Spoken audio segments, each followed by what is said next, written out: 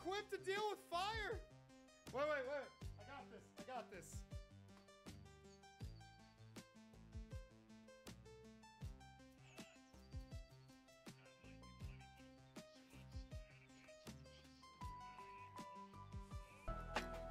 What up? Yeah. Yep. No, thanks, Twin, for having me. Super excited to be a part of this event. I think by default, this will be the most, diverse, unique event so far because I don't care who you play. You get to finally watch your favorite hunter play to the highest level possible, and I'm so excited to join. I am stoked. Just to tell everybody, just a brief background. I literally was driving home from work. I'm like, 21 hunters, 3 people, 7 games. The math checks out. And I text my brother saying, we should do this. And he's just run with it with this amazing group of people. And I'm just here to just soak it all in and love every second. And something I told one of the Super 5 streamers last night, I was like, hey, guess what? You like Hudson? Good news. There's going to be 12 Hudsons today. Guaranteed. You like Jewel? Guess what? 12 Jewels guaranteed. And if you want to see Jenna and Luna, they'll be in there too. Why not? But let's freaking go! Okay, it looks like the contestants are ready. We are good to get it underway. Your first casters for the first 3 games. Passing it off to Logic and Poncho. We're about to get in here, though. Oh my goodness, I'm so excited. This format's amazing. I can't wait to see all the different team comps. I'm like waiting with bated breath to see what the next or what the screen looks like with all the teams, because there's a part of strategy to it all, right? Where it's like the hunters who you're going to be less comfortable on, when do you bring those to bear? Do you just get them out the way right away, or do you kind of do them in the middle when you're feeling a little bit more secure in your lead? What do you think teams are gonna do for that specific part of the strategy of this format? Honestly, I think that's a really great question. Because, I mean, you have on one hand, let me just try to start off with a punch, with a bang, but what if it doesn't work out? What if everyone else does as well? So I think if you want to be safe, maybe you don't start with your absolute best comp. Maybe you start with your middle of the tier, your middle of the bunch. Because there is a level of counterplay, you know? Well, do I want my best to go against your best or my best against your worst? And I think confidence is going to play a role, and we're getting to find out now. Does not look like 10 is using their best. TLD looks like they're using potentially their best, but they're so dang good, who knows? Every comp they have is their best. Honestly, smart of everyone to hold off the best hunter in the game, Hudson. No one wants to start out with that. They got to save that for when they really need it. That's the best hunter in the game. I'm glad. Look, we all have opinions here. I'm not biased at all. What are you talking about? Yeah. What is? No one's biased. No one does that. All right. Let's see. We have one team that seemed to have dropped. They split up, if my eyes are not deceiving. Okay, 2 teams. So no hot drops. Not a particular surprise. I think that's something you see a lot, whether it's in scrims or whether it's tournament play. And I said no hot drops, and immediately TLD saying, how quickly can we eliminate a team? And I think that it might be a wrap. There's no way you're getting out of this. That's unbelievable. Crazy. Immediately within the first seconds of the game, Moonlit Battlegrounds is taken out by TLD. Wow. Did I cast a curse them? What the heck? My bad. I was unaware. You were not aware of the power you wielded. Man, you want to talk about a statement? I know it's a for fun event, but good gracious, just immediately dropping down and saying, hey, we heard this might be one of our competitors. Well, not anymore. Give us some shards, upgrade our weapons, give us a bunch of extra gold. What a start for TLD. Amazing play. Honestly, unexpected to see those 2 teams not only commit that hard that early into the game. I have to wonder if maybe Moonlit Battlegrounds was feeling just a little bit like they saw what TLD was pulling and they said, you know what, we're down. Both teams decided we're going for it, all in right now. No splitting off. That may have been it. I want to ask them later, you know, what did you guys see right there that made you say this is when we pull the trigger, full send, quick W? Because, man, that was amazing. But now I almost felt safe saying no real actions happening again, but I see 10 right there. Dylan, you're by yourself. Are they going to jump in? Noxy Bun on the Felix, not going to be able to catch anything, and we see the Ghost just kind of saying, look, I'm going to look at you, but no hard commitments there. Nice and safe. Yeah, good on BGS for checking the bushes. You know, they heard some movement here and they thought, you know, just in case, let's fire some shots that way, and Dylan had to get out of there. He had to respect it. Yeah. There's that alternate reality, you know, where BGS kind of said, Dylan's by himself. We can jump on you. Even if your teammates are there, we should eliminate you so quickly that it won't matter. But, you know, sometimes it's better to be the tortoise and not the hare in a race. Lots of teams seeming to get their farm under play. We're also grabbing some bases scattered around the map. I do like, as we've seen with the changes in the game recently, there's still like that kind of encoded thing that players have where they're like, well, no, don't capture the base unless we absolutely need it. But because now you can recall to teammates, it's almost always worth at least having a base, because even if it goes in the storm, you can still move about the map to get to your team. And I think we're starting to see more and more people comfortably grab bases on day one. Yeah, I completely agree with you there. You know, gives you that extra vision. It gives you almost a get out of jail free card if maybe you're in a bad spot, but you get a second where you can actually back. So definitely great. And one thing to note is that it gives you vision if someone goes into the zone, but it also kind of lets you know if somebody is going to take it. It's like, all right, someone's spending all this time to take it. They're more than likely going to hang out in this area for just a little bit. So just a little bit of map knowledge that you get, along with just, of course, the traditional vision when someone just buys it for a moment. But surprise, no action really happening quite yet. Everyone's still a bit spread out. We do see an armor soul is going to be one of the souls, and a damage soul, if my eyes are not deceiving me. So going to be heavily contested, I have to imagine, later. But no one should have a distinct advantage when that comes about, just because, you know, everyone's going to have their ultimates and all that good stuff by then. Oh, we're hiding in the bush. Oh, no. They're ready. They're ready for that abyssal. Poncho, I'm worried. I'm worried, Poncho. Someone's going to go by that bush. Someone's going to do it. That's always the scariest. Like, sometimes, not often, but sometimes Super Vive is a horror game. And speaking of horror games, Shadow Striker in danger here with the Bebo Battalion taking him out. All three just pulling the trigger on him. Looks like Guz is going to want to get away from that. Rin and Aphios letting Shadow Striker take the hit there and slipping out, recalling to that aforementioned base. Yeah. Quick little kill right there. BBO, I thought maybe wanted to push the advantage a bit more. They seemed a bit hesitant. One member stayed back to finish the wisp. The other one kind of said, hey, I'm coming at you, maybe JK. But I think an advantage like that, you eliminate someone for free, no heavy damage. I think you go on for the chase and potentially a three-way fight about to occur right here. We might see a little bit of that hesitancy throughout different comps in this tournament, as people maybe are a little bit less confident in their ability to like full send on some of these characters they don't often play. Looks like that fight's not going to necessarily break out. Everyone just letting 10 take control of Ion Acres as we move into day 2. Yeah, nice, easy, safe. Going to easily secure level 9 right there. Plenty of farm happening. And Pamu, good luck escaping, but you are Brawl pretty good. But oh no, you're between two teams right now, though. Things could get dicey for NBC.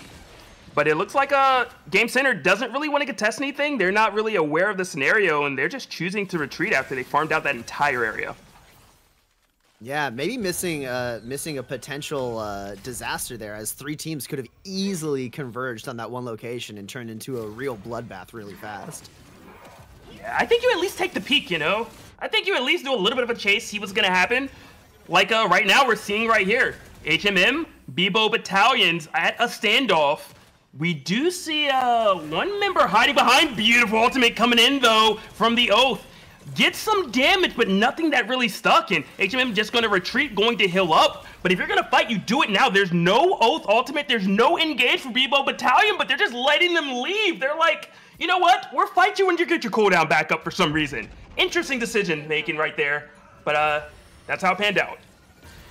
And Bibo Battalion known for their aggressiveness, and here it is on display. They're looking for a fight left and right. We got shots coming in on Jang with the Sorrows protected by the Oath. One member gets caught out. Goth Cowboy caught by the Bibo ult, taken down. No res quite coming through. Looks like they're gonna cancel that, but we have the ult coming from the Oath, and Weedle goes down. Now, only one member of Hog remaining. Never mind, Jackalakan gets up and is now the only remaining member with low. As the third party comes in, HMM coming in. They're ready for this fight now. Pepper whiffing with the Krista ult, but Glass continuing to push in on Carbine. Bibo Battalion wanting to take their kills and survive to fight another day. They managed to do it. They did it well. Kudos to them. You know, off stream earlier, we were kind of talking about the time it takes to kill, and that was a prime example. You know, you have a long fight like that, it's only a matter of time until someone else comes in and starts poking and prodding. Unfortunate, but 10 teams do now remain. Yeah, Bibo Battalion, relatively new team, I think made specifically for this tournament, but Eminem was saying that they have a lot of experience playing together in Arena. And I think we can kind of see that in the fact that they feel very comfortable in just committed fights with people. They look like they have like pretty good management of their cooldowns. Yeah, definitely agree with you there. Dropping the base camp, and Game Center just up there, still kind of holding the fort. They're in a great position. Who did they rob a raccoon? What did you get? Probably nothing. I still see that gold armor on Jen. They just wanted to troll the abyssal takedown for NBC. I think that sound effect is so hilarious. Just this little adorable snicker, knowing that you potentially got robbed of your goods. There's nothing you can do about it. It feels like the government taxing us, all right? Oh my goodness, and the rich get richer as TLD have 2 Meteor Souls. Oh man, it's a hard knock life for some of us, to say the least. Both souls? I mean, it's gonna be rough. It's gonna be difficult. TLD looking for a fight right here up against Super Revive Illuminati. Bibo Battalion dying off screen as TLD push in here. It looks like Super Revive and Illuminati sees what TLD is packing, and they do not want that smoke. They're like, this isn't for me. Not a happy place. But Guh, in a great spot right there. If they stay quiet, Super Revive Illuminati, are they aware that there's a team up there? Not quite sure, but that storm is going to push you in momentarily. Not the person I want to be in it from Super Revive Illuminati, but trying to hide and bide their time. Hopefully it pays off. But BGS looking up here against Guh. Afios has the chain on there, not choosing to go in with the brawl. Gonna retreat a bit. That ice is going to break. Make your decisions, make them quickly. Afios trying to do a little bit of an engage. And a Ren, big damage coming in. And I'm sorry to BGS, but you got punched and kicked left and right, ran into the last door, and you are going to go out at number 9th. Oh my goodness, and the fight's not over as Lemur flies in with the ult, the Celeste ult, taking down 2 for TLD. Guh absolutely eliminated. Super Revive Illuminati arriving relatively late to that fight, but TLD sees them and wants to keep going. TLD is like, we've been eliminating the best teams in this lobby. Let's make it another one. Super Revive, they are poking though. Game Center in a decent position right now if they want to try to third party. As long as they stay to this northwest quadrant, they're looking great. The last door potentially allowing themselves to get pincered by 2 teams, but no one is engaging on them, and TLD just pushing Super Revive Illuminati back into another team. At some point, Super Revive Illuminati, you got to make a decision, you got to make a stand, and you just got to kind of fight the oppressor. You can't let them navigate where you run into another team at. It looks like they're taking your advice as they push in to finish off SGT there, but in the doing so, they put themselves in the middle. We have ults coming out. We lost Thank You. Super Revive Illuminati down to just Monster, and it looks like he's going to be able to pull away here. Nope, never mind. Super Revive Illuminati taken out, and now we have fights breaking out left and right. HMM versus TLD. We have lots of shots coming in on Avador, but he gets a spike! HMM in trouble. Hold my mouse. That's falling it. down one after another. Pepper down. Oh my goodness. But one member does manage to get away. TLD a little bit slow to chase after the bunny on HMM. Yeah, I mean, that was just a tough one. The moment that snipe came out, yeah, you're just now thinking, how do I run? How do I live? How do I escape this onslaught that's happening? Speaking of that, NBC, okay, in a great position at the moment. You know, Jewel is kind of out there. You know, Pommel is still safe. This is really looking like the television station, you know? They're like, look, we're putting a little bit of a monopoly on the real estate at the moment. Oh, another spike for TLD. GCR Herd on the run, runs directly into Dylan FPS. This is a tough spot for Herd to be in. On the Krista, we have shots coming in from Abador, and that's gonna spell the end for GCR this game. I don't understand why everybody decided they wanted to fly Spirit, because they're all just over the abyss and a cheap plane getting sniped down. Like, stay on the land. Trucks are great, maybe a ship, but get off of the plane, man. It hasn't been doing well. 4 teams remaining right now. The Last Door, NBC, 10 and Hold My Mouse. Probably not really what we would have expected. Everyone's favorites really only included one of these teams as a sleeper pick, The Last Door, and then everyone else just gone. So, interesting first game of the day that we're seeing. Yeah, Hold My Mouse was down to almost elimination and has gotten their whole team back up.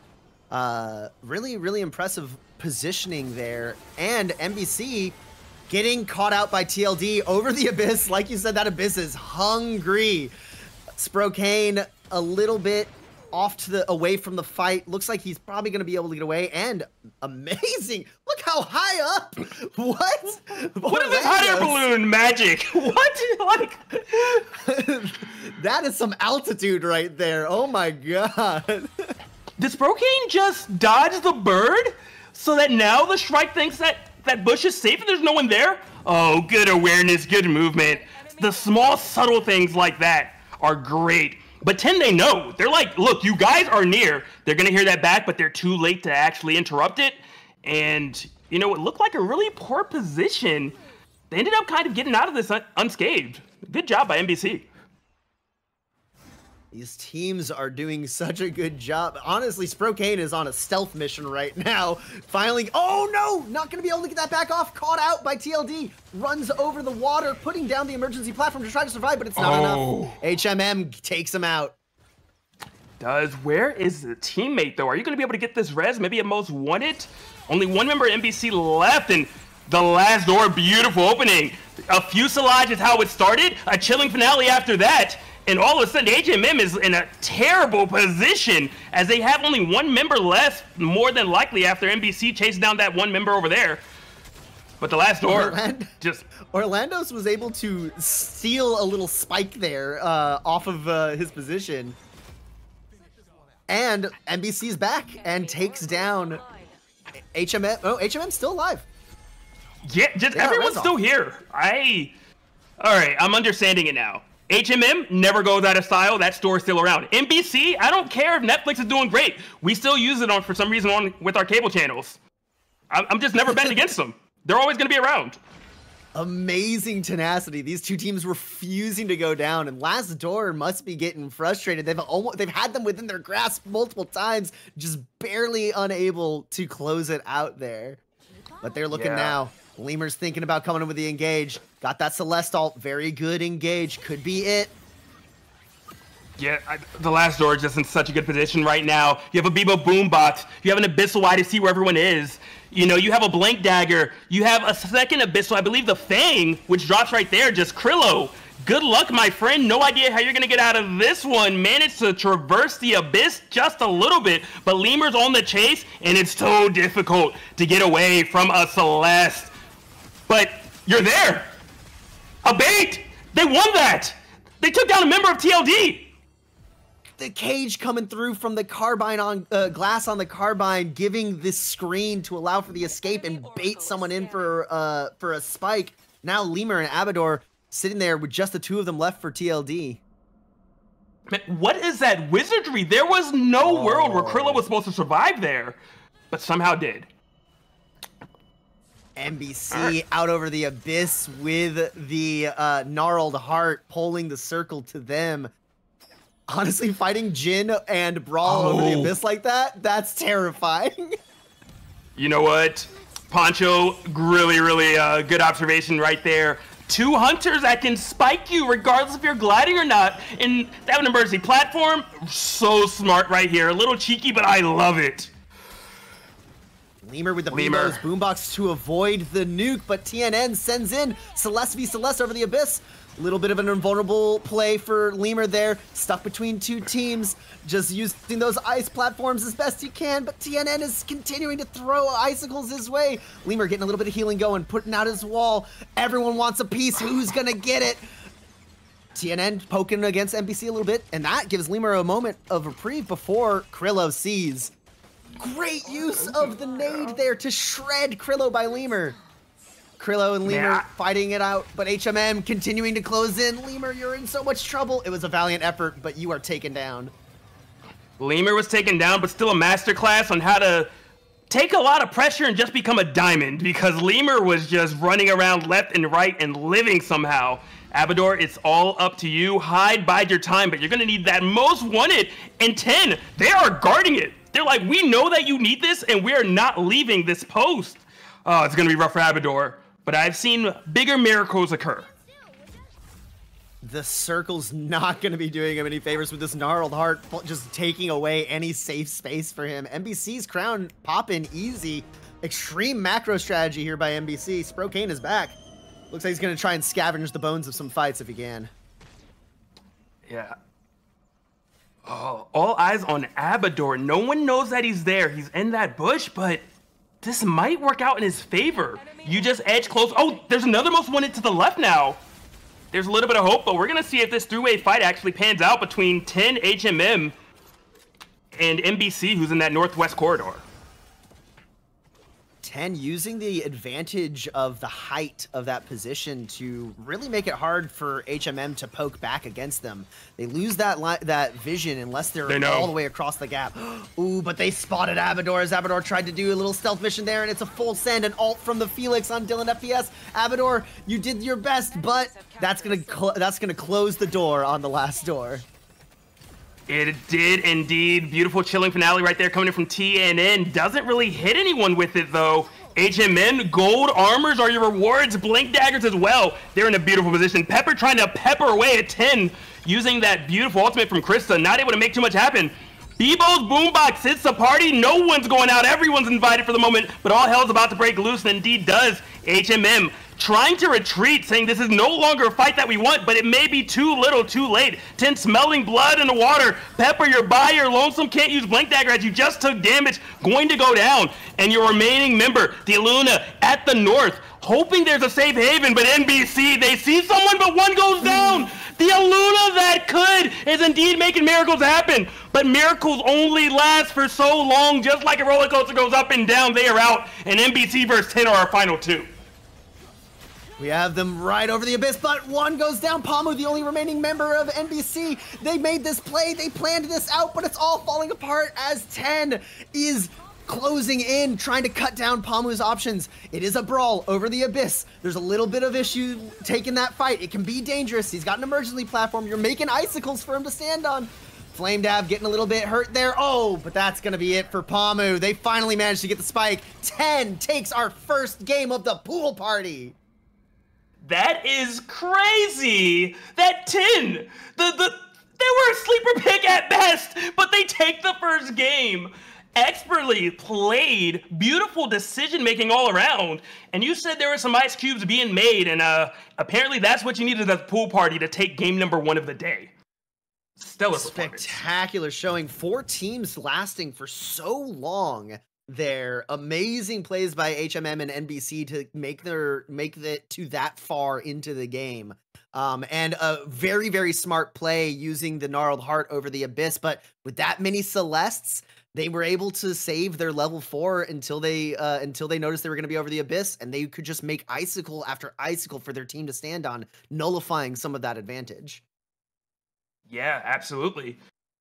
Just great job. And it is interesting because the Abyss thing, as you were saying with the Gnarled Heart, it made a lot of sense, but there is also, in some weird way, a little bit of a lack of mobility when you don't have the walls. So yeah, you still have Jhin, But how far can Jhin really go? You normally want to throw an ultimate across a wall or something of that nature. With Brawl, you want to use that chain for some mobility. So it's great because you can spike everyone. However, how do you actually get away? How do you actually catch them? And I think that's kind of what came and bit them in the butt. Beautiful stuff by 10. It was spectacular to see. And the thing that I'm most excited about is the fact that that's game 1 of 7, and all of those hunters that those teams just played, they cannot play those hunters again. So we're gonna see completely new team comps across the board. It's gonna, like, where's the strategy gonna go in this? I'm so excited to see it play out. Obviously, people are putting a lot of thought behind their comps, though. Yeah, the first strategy that I'm curious of is gonna have to be Moonlit Battleground. To go from being potentially a favorite, at least in my book, a lot of other people like them. They were the first eliminated team, and yeah, it was the last Earth that took them out. But I think that's the biggest change that I'm expecting to see is who are they going to go along with? Are they going to be a little more reserved when they first drop, or are they still looking for some spicy hot fights like they did last game where you coin flip? You either win or lose right now, because that's what seemed to have occurred.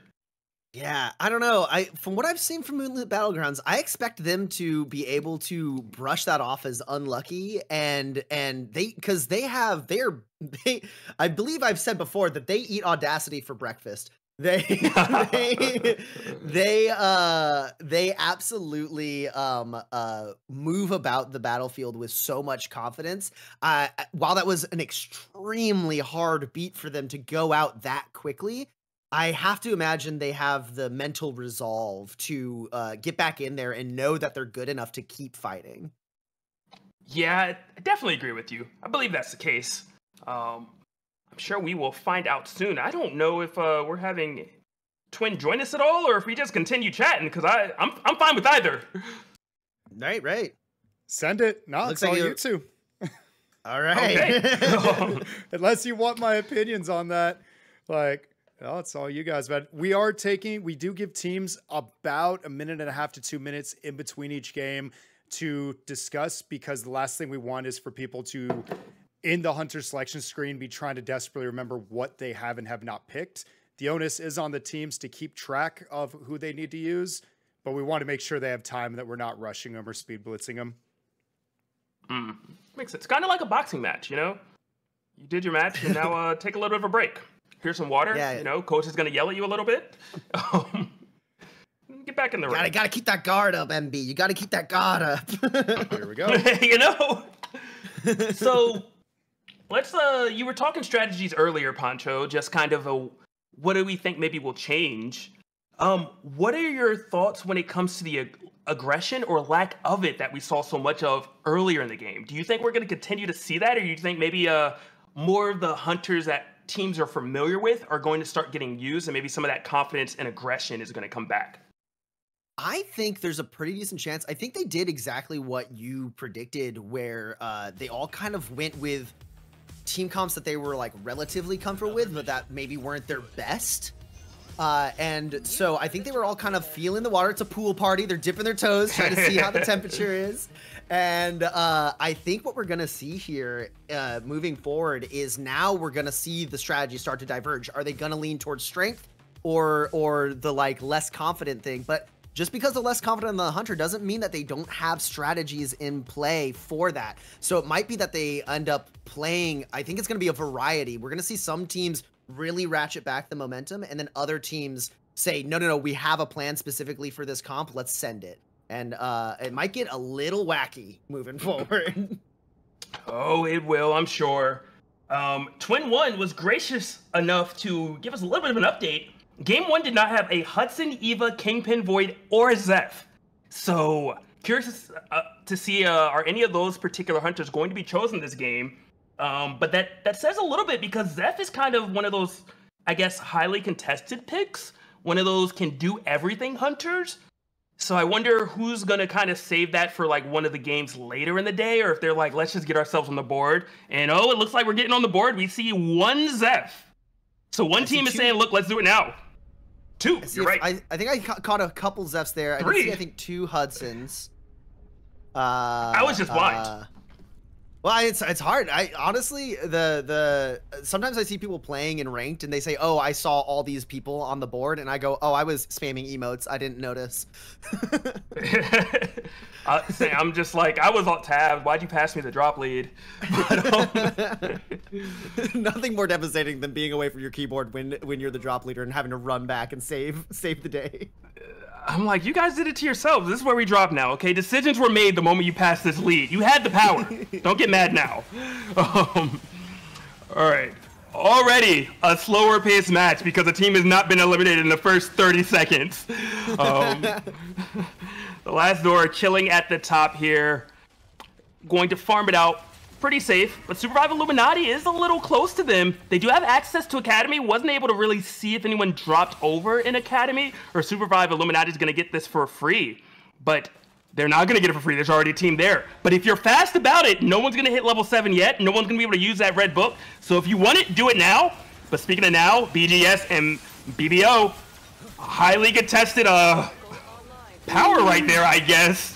Zombina on the Jhin getting stuck in the Hudson barbed wire with 2 dashes. That's devastating.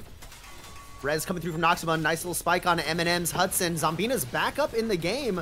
Goth Cowboy kind of buffed it off, but Eminem pouring in a lead spray on Noxabon, and BGS has to pull out of this fight if they want to have a chance here. Yeah. Hudson, Jewel. It is so difficult for Jewel to ever win that fight. You know, you have chains that stop all the mobility. There is no dashing, even if you get 4 hits when that chain is down. The spray and pray by Hudson feels like it's so just pinpointed. It feels like it's just a spray. There is no prayer as everything hits. And smart stuff on Noxy to leave right there, but Jang caught in a poor position. Supervive Illuminati are saying, you were here first getting knowledge, but we're about to make you all drop out if you try to stay at this college. And Hogs are indeed leaving as Jackalakin, the last member alive, as he's going to escape. Not sure if he got the red book. If you did, we can call that a win. If you didn't, really unfortunate stuff. The storm is closing. Time for Supervive Illuminati to pick the bones of the Academy, see what book piles are left for them. Maybe a couple of them, or if they still have the red book to find, all of them can get level 7 on day 1.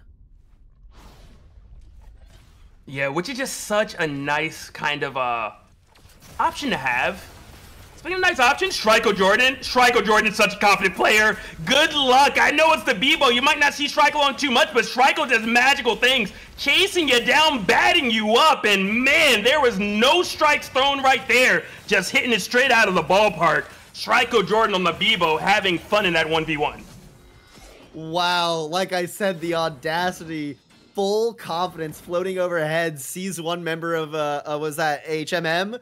And immediately says, I can win this, and just lands on him and starts hitting with a baseball bat. Look, that was the original weapon back in the day, okay? Before there was gunpowder and rockets and all of that stuff, we just had an old-fashioned bat, all right? And Shriko Jordan said, get off of my lawn. Amazing plays. Full confidence. I guess that answers our question about Moonlit Battlegrounds. Oh, but they're getting a little bit knocked out there. Pepper just got a pick on height. Huge fight over the Abyss. Pepper very, very low. It looks like they took a portal there. Pepper has the emergency platform. What's going to happen to... Okay. Okay, Spadestorm managed to get level 4 in... oh, wait. What was that? Oh, the emergency penguin. Amazing. Amazing play to get out of there. Now, Pepper, you got a long way back, and Moonlit Battlegrounds is waiting for you. Shriko Jordan knows exactly where Pepper's going to show up and is ready to fight it.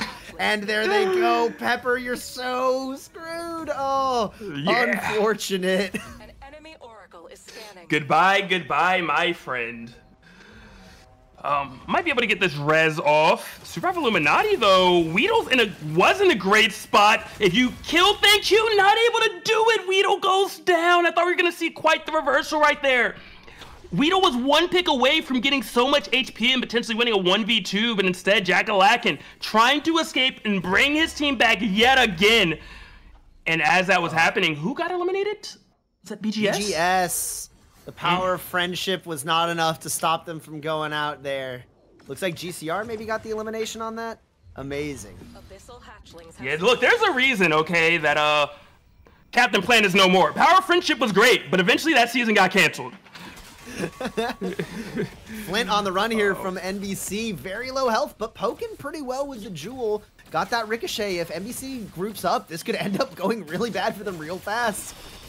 It could. Dashing in, though, just a little too early there. Flint dashes in and gets taken out by Kurd on GCR. And now GCR is here to keep picking up the fight. They're third party, and they're happy to do it. Jetski pushing Sprokane up to the north, managing to dodge the Ghost nade, but still cornered. Jetski takes him down. Yeah. storm closing. Well played by Game Center. I felt so bad right there for, you know, Sprokane, I believe it was, on the Jewel. You know, that dash was pretty much milliseconds away from working. Hit the RMB, dropped the orb, but dashed over the orb too early before you could actually get the reset with it. And unfortunately, what could have been an amazing outplay just ended up being the death. But it still looked pretty in the process.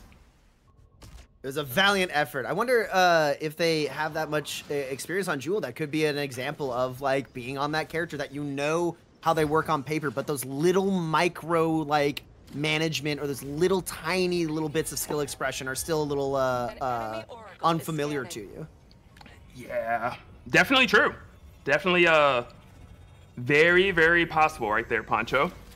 Surprised no one wanted to get off the train. Contested. I know it's daytime. I know you don't want the guard to fight you, but look, man, just tap it. Give them a nice little love tap into that orb, and it's that big orb, and you get a team elimination. That's all I'm saying.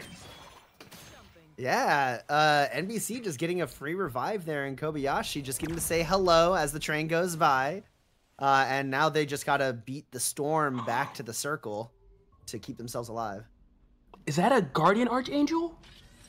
Is that what it is. That's huge for 10. Talk about if things don't go well, just touch that death box, bring your teammate back, and you get to do whatever you want in the process. That is, so far, potentially one of the largest pickups of the game so far, in my opinion, when it comes to just longevity for your team. Encore showcasing that Zeph movement with the bunny hop shooting to get that extra bit of mobility, but also being diligent enough to shoot the bushes. Keep checking the bushes, everyone. You never know. There could be an entire team waiting there for you. Yeah, you are correct. You don't want that type of surprise. Speaking of surprises, the last door, looking at BBO. Are we going to try to go for a surprise? Beautiful, just jumps in there, but a third party coming in with Game Center at the top. Abador going to retreat, going to go back. Phenom, can you get over there? Not quite yet, and Game Center licking their chops as they take off one member on BBO, but the last door have something to say. Herd still alive, getting healed by Encore. Lemur is indeed down, tries to drop a Guardian Angel so a teammate could pick it up, but no one close enough. No one dare go into the fray to try to do it. And Dingo, it is you and MMM trying to hold off Game Center, who is just approaching and pressuring, but no one gets eliminated in the process. Oh, Jetski pulling and catching Phenom, trying to glide off of the tornado. Now Phenom cornered using the SARS portal, trying to make a little bit of distance, but that railgun comes through from Ghost. Phenom completely cornered here over the tar pits and is taken down.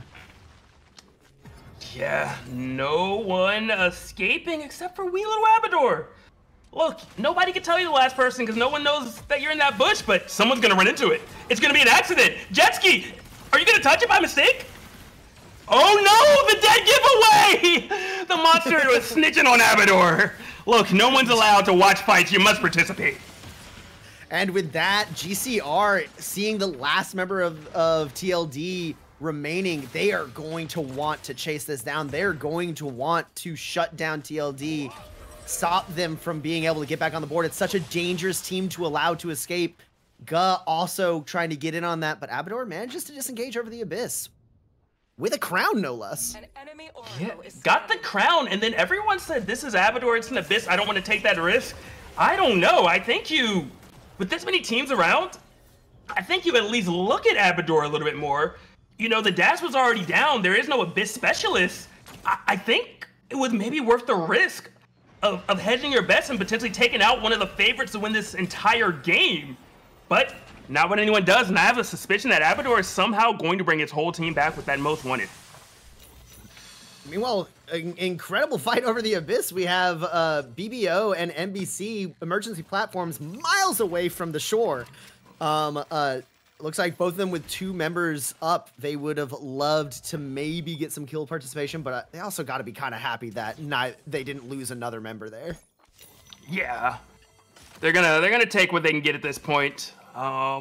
So Shrapmetal Soul was taken by, my mistake, Moonlit Battlegrounds, and then did God take XP Soul? Looks like SGT's holding on to that XP Soul. And, ooh, ult comes through from Lollipop, and Hog Jane takes down Mind in spite of that. Looks like they might also, nope, no res coming through. A little bit of an attempt there by Lollipop to get that Oath res, but it's not gonna work out.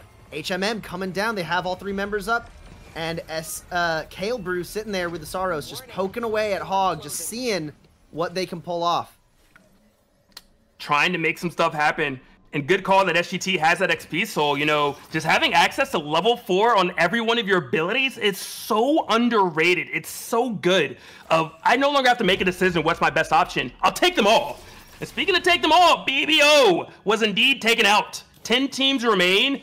People are a bit scattered, still have some space to move in the last door, as we predicted earlier. Indeed, bringing everyone back. Abador, no one wanted any smoke with the lone member of the last door. And a base camp to reset too? That's so rude. All going their way. Abyssal coming out trying to stop HMM on the platform, but they managed to dodge most of the stun and get themselves healed back up. Hog trying to find an angle here. NBC with a crown to the north, using that the Bebo to keep themselves over the Abyss with that crown, trying to run out that clock. It's gonna be really hard for any team to push in and get them taken out of the game. Yeah, I'm still a believer that they need to do something about that. I think the ice is cool, but he's just living out there for free. No one can even go there.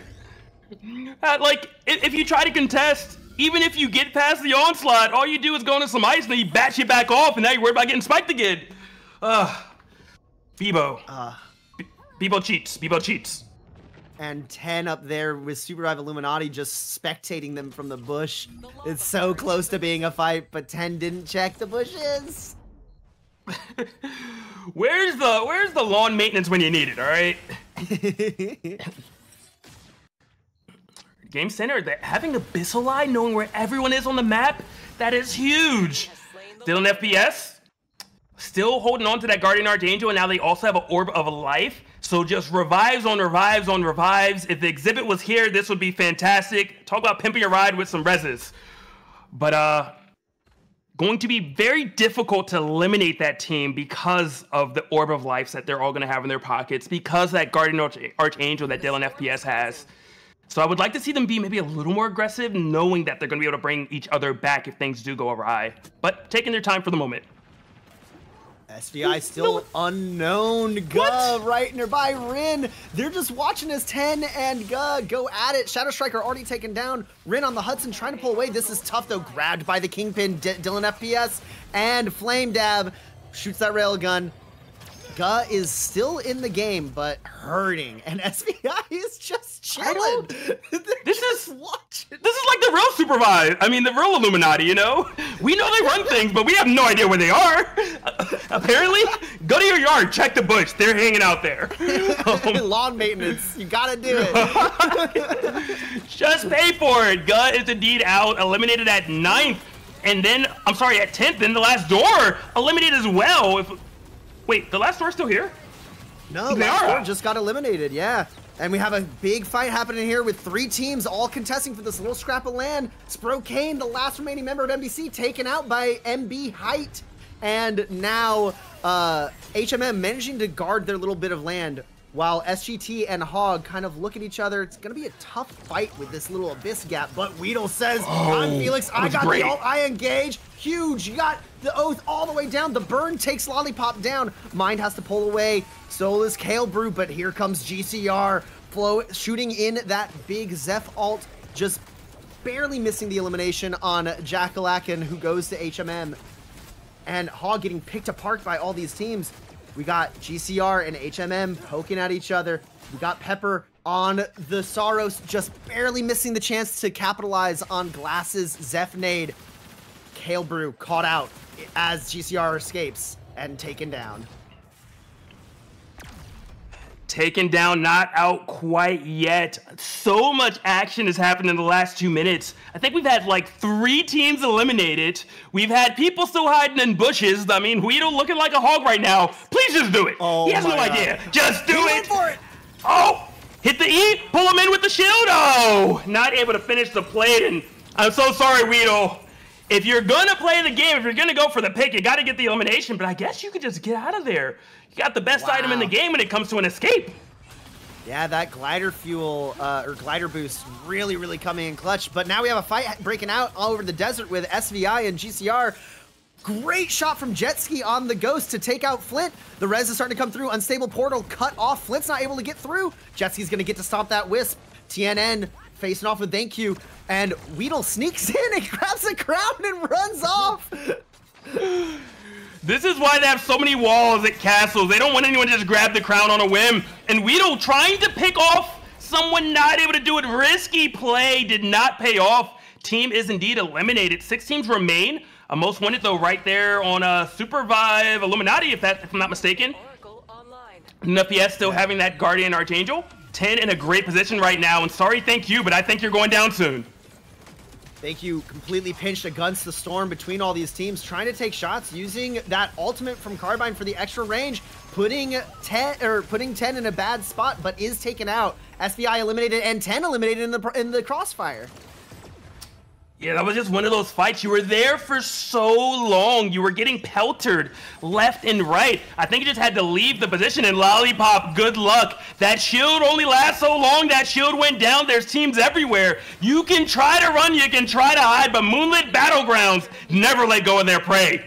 3 teams remain. Hold My Mouse, Game Center, and Moonlit Battlegrounds. Who is going to take the throne for game number 2? Moonlit Battlegrounds using the Bebo bomb to capture the base just north of them as they look for a little bit of poke damage on GCR. I just realized the souls. Oh, what? Moonlit Battlegrounds had both. Oh, What do you do? that's scary. That's a scary sight. Moonlit Battlegrounds, 2 souls with the Shrapnel and XP soul at their disposal. Yeah, that's rough. And then, I mean, imagine either team, if they get rid of GCR or HMM, they're also going to add either gold armors or they're going to add a blank dagger and an armor shredder to the mix. They're in such a good position. I'm just hoping they don't get either third-partied or kind of back up against the storm where they're forced to engage instead of getting to do it on their own terms. Ooh, where is GCR that? looking for an angle, seeing what they can pull off here. Honestly, the storm is going to work in HMM's favor, though. Their base is right there, ready to be TP'd into the circle. Yeah. I was wondering when were they going to actually do the TP? Storm closing. Oh, I thought they hit it. I thought they did as well. They trolled everyone, and that's okay. That's why we're watching and not playing, because we all would have died right there. Oh, Krillo jumping out of the bush, stuns Hype, but is unable to capitalize any further. Moonlit Battlegrounds looks like they're going to try and recall. They pull it off. They get that recall going. Wow. They pick up their base Kudos and they to start them. heading south with the storm at their back. GCR moving up on the teleported base. Looks like they might try to take it here, but the avalanche coming through from HMM pushes them off. They want to hold this ground. They're playing a defensive game, but they're playing a defensive game against 2 teams, one of which is Moonlit Battlegrounds. Height goes in, takes Pepper down, but that amazingly timed Zeph ult gets Pepper right back up. And now GCR and MB are fighting each other while HMM recoups on the south. Another big ult from Zeph on Encore, but Height still got a little bit of armor, still fighting it out. Encore's getting lower and lower, and Shrike Jordan gets picked out. HMM's back in the fight. Height, low, MB tries to see if they can get a kill there, but they are systematically taken out by both teams. And now we're down to just GCR and HMM. We got the Saros pokes coming over the abyss. Krillo making that a little bit dangerous, but Jetski manages to time his dash in over on to get a little bit of ground, but now the Saros Nova Orb pushes him off. Jetski, you're trying to get an angle, trying to play your range as best you can. Herd and Encore's dash in with the Zeph ult. Oh no, Zeph Dash, and now the ult comes through. Glash just barely dodges it. Krillo low, Glass low. They're on a little strip of land. What are they gonna do? Herd flies in on the Bishop, manages to spike Krillo, and Glass goes down next. Pepper's last. There's a little bit of res coming through on Glass, and oh my god, the Glass is gonna Did he get back win? up. Pepper, He got Pepper rejoins. Now, oh no! GCR manages to still take him out again and again. It took multiple kills, but they did it. They managed to dismantle HMM in the end. Wow, that was almost the worst possible thing ever, but it all panned out at the end of the day because that Most Wanted was procced when he actually got that kill. He's like, oh, I'll bring my friend back. But what a spicy ending. Really interesting situation there with the Storm. Moonlit Battlegrounds had everything they needed to be the danger in any fight, and then the Storm immediately made their position so hard to work with that it opened up opportunities for the other two teams to really pick them apart. Yeah, I think it was I think Moonlit Battlegrounds, it was interesting because at the end right there, you know, the Storm was forcing their hand a little bit, but they actually picked someone off of one of the teams. And I think when you pick someone off there, you kind of got to finish the play. I don't think you have the luxury to just make someone a wisp and then full send on another team and think that team that had a wisp isn't going to bring them back and then not fight you. So I think, you know, they should have maybe either committed or backed off. You know, committed to the team that was wounded or said, you know what, you're reviving your team. I know this other team is fresh above us. Let's just back off and we're just choose to engage at another time because they took space. They got the real estate they wanted from that engage. So just interesting decision making there that unfortunately did not pan out for them.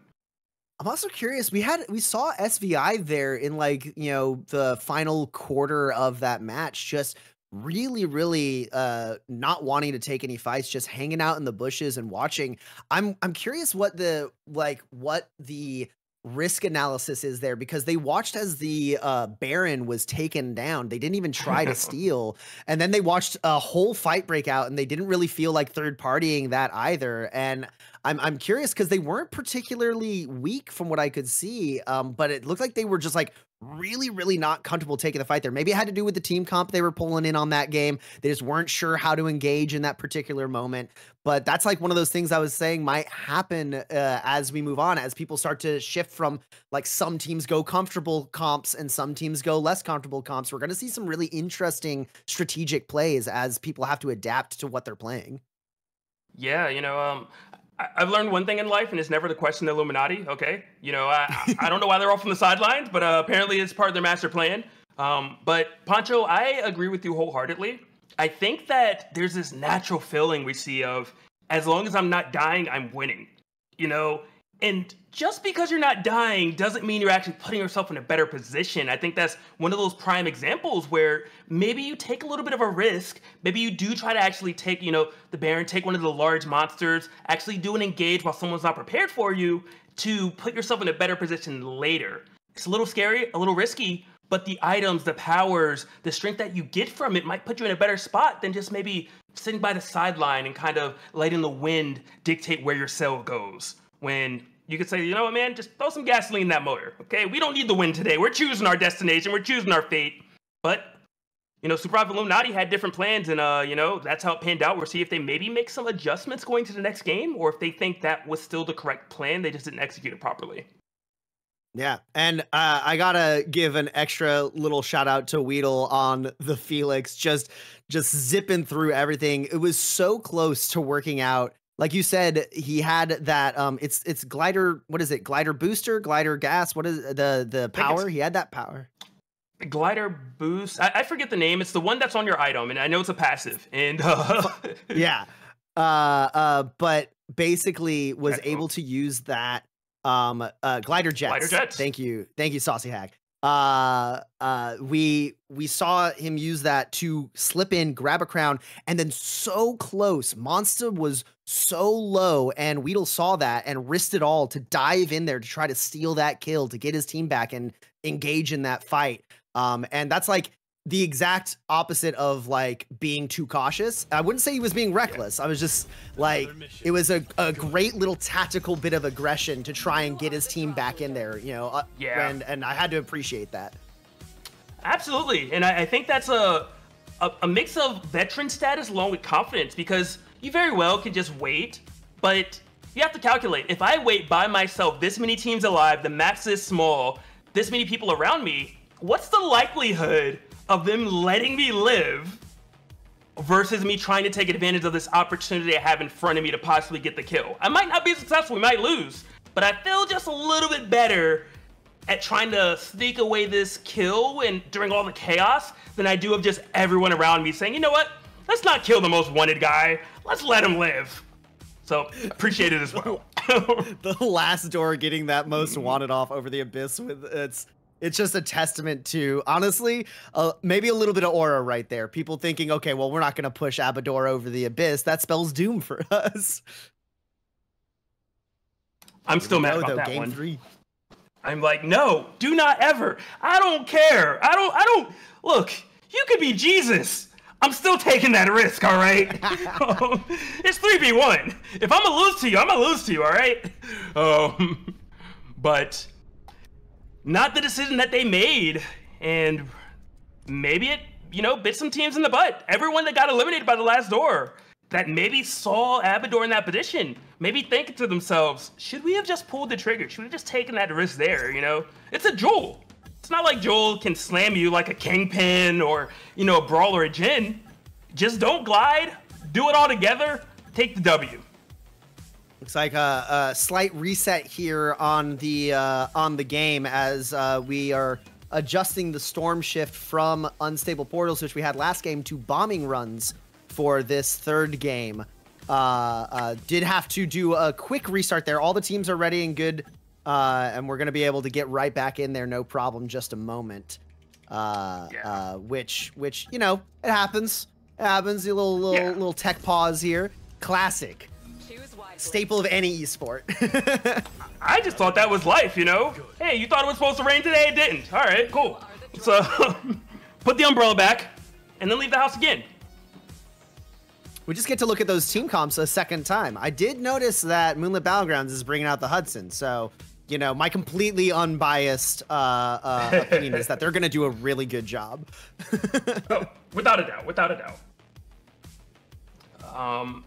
And was there one Hudson? There was at least one Hudson last game, if I'm not mistaken. Yeah, because fighting the Joel that Noxie was on.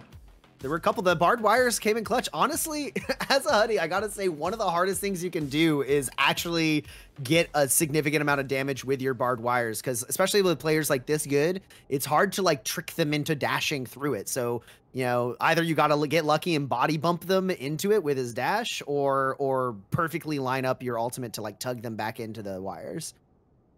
Yeah. I always think of it, not a Hudson main. I always think about just how much space it controls. Hudson has so much range, dishes so much damage that, there's hunters like Brawl, Jhin, Jewel. They have to get up close and personal. And if you have that barbed wire there, you just shoot them and they just look at you. I wish I could hit you, but I can't. Yeah. So that's how I always think about it. But yeah, I would love if they to start shooting the bump. barbed wire, you just keep firing. Just keep shooting with that Huddy. Keep on praying, baby. All right, everything's set up correctly this time. Beautiful area, nice wide plane or dropship pathing, if you will. People can pretty much do whatever they want with the exception of Academy. You want some gold armors, head over to Scavenger Bay. You want something nice and easy, you got Ion Acres. We have two teams that actually dropped in Cold Fang Keep, though. Might be spicy. Are we going to get that quick elimination? We might find out. MBC going up against BGS right now. Noxie already down. 6X Slug going to try to leave. Oh, this is rough. Running right into SVI. This is such a tough spot for BGS to be in. We got one caught off to the side. 6L in trouble, and then Zombina gets dunked over the abyss. Thank you coming in with the Kingpin, but they got pulled in by Eva. Pamu shot so low. Another dunk for Thank You. That's two in the first 30 seconds of the game. And now NBC is down to the very last remaining member. It's Pamu on the Eva. Could maybe self-heal back up, but Monster's already moving around on the flank, using that Shrike dash to cover amazing amounts of ground. And Pamu just dodging that nade from Shrike, getting over the abyss. Thank You is not getting a third dunk that easy, as Pamu's on the run here. We got SVI. They want to get this elimination. They already got one. They want to get another, and they're looking for it. One hit from Shrike. There's another. Pamu's taken out. That was so well played by SVI, you know, but I think the big thing, we got to just talk about these primal slams on the KP, not missing any of them. So much kill participation, so many shards that they just gathered. Just they're in such a good position. You have all the gold in Cold Fang Keep now. You have all the shards you just got from eliminating teams, along with that extra gold. Talk about well played. I don't think anything could have went better for him. That's what I want every time I drop in Cold Fang. And so often I end up being in BGS's situation. Amazing play. They're going to come out of there so strong. Yeah. And look what they did. They didn't wait in a bush. And good things happened. Right. See, the strategies change as the team comp changes, you know? True. Speaking of strategies, Lemur on the Brawl is terrifying. Abador on the Aluna, don't see that too often, but boy, am I excited to see what Abador can do on Aluna, because I think Aluna's so underrated. You know, everyone's just like, you're just a hill bot, or you only revive the team. Aluna does big time damage if you hit that RMB. You know, if you get that ring around someone, it's almost impossible for someone to out-damage an Aluna, especially because that passive, you just stack on extra damage with every single auto attack, and you get the dodge for free while someone just has to sit there and accept all the damage. Abador is probably going to make Aluna look fantastic, and I hope some players take away from this. Hey, Aluna, you know, has some DPS. Maybe I should give her a try. So often I forget that the bunny has hands, and I suffer the consequences. The Alunas can, especially if they're hitting those shots every time, it hurts, and you got to be careful about it. And then you get rooted as you try to escape, and then it's done for you. And the mobility. Aluna moves and grooves. Like, man, you thought catching Brawl was hard. Wait till Aluna is leaving or chasing you. Right. Look at Moonlit Battlegrounds spread all about. They're just trying to get farm where they can. Their team is as staggered as they can be. Let's see, what's HMM going for in this vault? They want that rescue turtle, maybe? Possibly, or maybe it was a quest they were trying to do, trying to get some extra gold. You know, make sure those items are to the levels they want them to be. TLD, potentially going to go for a fight right there. We do have one Abyssal Power along with the gold armor. TLD is in a beautiful position if they want to go for it. Abador trying to finish off the Bebo, not able to do it, but using that aggression. And I see that Dave, I'm sorry, Flame Dave, but I don't think you're escaping this 1v3. All you can do right now is be a distraction as your team escapes. Impressive that TNN was able to get out of there alive. I thought he was going to go the way of Flame Dave there. But now down here, we have SGT and Hog going at it in a small little narrow corridor. Lots of damage coming through on Hog, but they are not slowing down. Lollipop quite low, and Goth Cowboy manages to get rezzed by a Bebo bomb down to the south. Oh, the slam! Gets a spike on Lollipop also. Wow, Bebo Battalion absolutely fearless in that situation. And now SGT very hurt. Mine's got to get out of there. So well played using the Bebo bomb to revive your teammate. And then the Jhin said, look, that's the dark, scary waters. Don't come over here unless you want to fight the shark. And you're not winning against the shark. But just bombs galore. Moonlit Battleground trying to navigate this, but Game Center just wanted to stall a bit so that they could escape and back to play the game another day. Oh, and we got Bebo Battalion. There, Eminem Fearless going in, using the Bebo ult to isolate Weedle off to the side. And now Jang fighting against Goth Cowboy and Dingo, using that Zeph movement to try to stay alive. Poking, Dingo's pretty low, but Eminem sees it and wants to go in. Has the bomb ready, unable to stick it to Jang, and Jang escapes to the north. Bebo Battalion wants to get this kill, but they are being smart enough to get their feet back underneath them, get their health back up before they re-engage. And now it's just a question of, can Jang get away? Carbine's hard to run from. Jang uses the little anomaly to get on the other side of the wall. There's no way they're afraid to chase. Try not to. Going to go for this train, of course. Goth Cowboy, very smart, saying you're probably going to be on this train, so I'm going to be right there. Jang is living for the moment. Might want to get some vision right here. Going to hit it. Yep. Smart stuff right there. Now you know where to navigate, where's safe for you to go, and where do you have to take a detour? The Storm being a paid actor for Hogs there, keeping them in, forcing Bebo Battalion to let off the chase. It looks like they actually are going to claim the train there. They're going to recall to their teammate. Yep, definitely worked out. I did not see the team that was eliminated in 10th place. I'm not sure if you caught wind of that or not. Ooh, I was too busy fearing for Jang's life. I did miss it. Me too. We were like, Jang, your life is so important. An entire team gets eliminated and we won't even notice. But Burrito Storms has that Abyssal Fang. I love that item so much. It gives you space. It gives CC. It gives technically a little bit of vision. Just such a good pickup. So, of course, you know, Abyssal Shield. Pretty sure it's not the official name of that item, but also another good one, gives you a shield, puts people away. Another good one to have, but Abyssal Fang just, it's a little different. Jang trying to escape on this Zeph, somehow just always alone. You have a team, but they're never with you. And now Jang gonna try to escape, gonna try to distract. Maybe you can get out. Oh, is able to do it. I think the SDI right there actually helped him live, but not gonna matter at the end of the day as there's 3 people in the last door and your fate is gone. They secure that kill and hopefully your team can bring you back later. I do see who was eliminated in 10th must have been, I think, SGT. They had that bad that painful dunk on Lollipop over the Abyss when they broke away from that fight. Looks like they never were able to reconvene. It's hard at this level of play. Everyone's so damn good that just anything going wrong can spell curtains, like complete elimination. You know, one of the biggest differences when you see high caliber play compared to, you know, a normal ranked game or a casual game.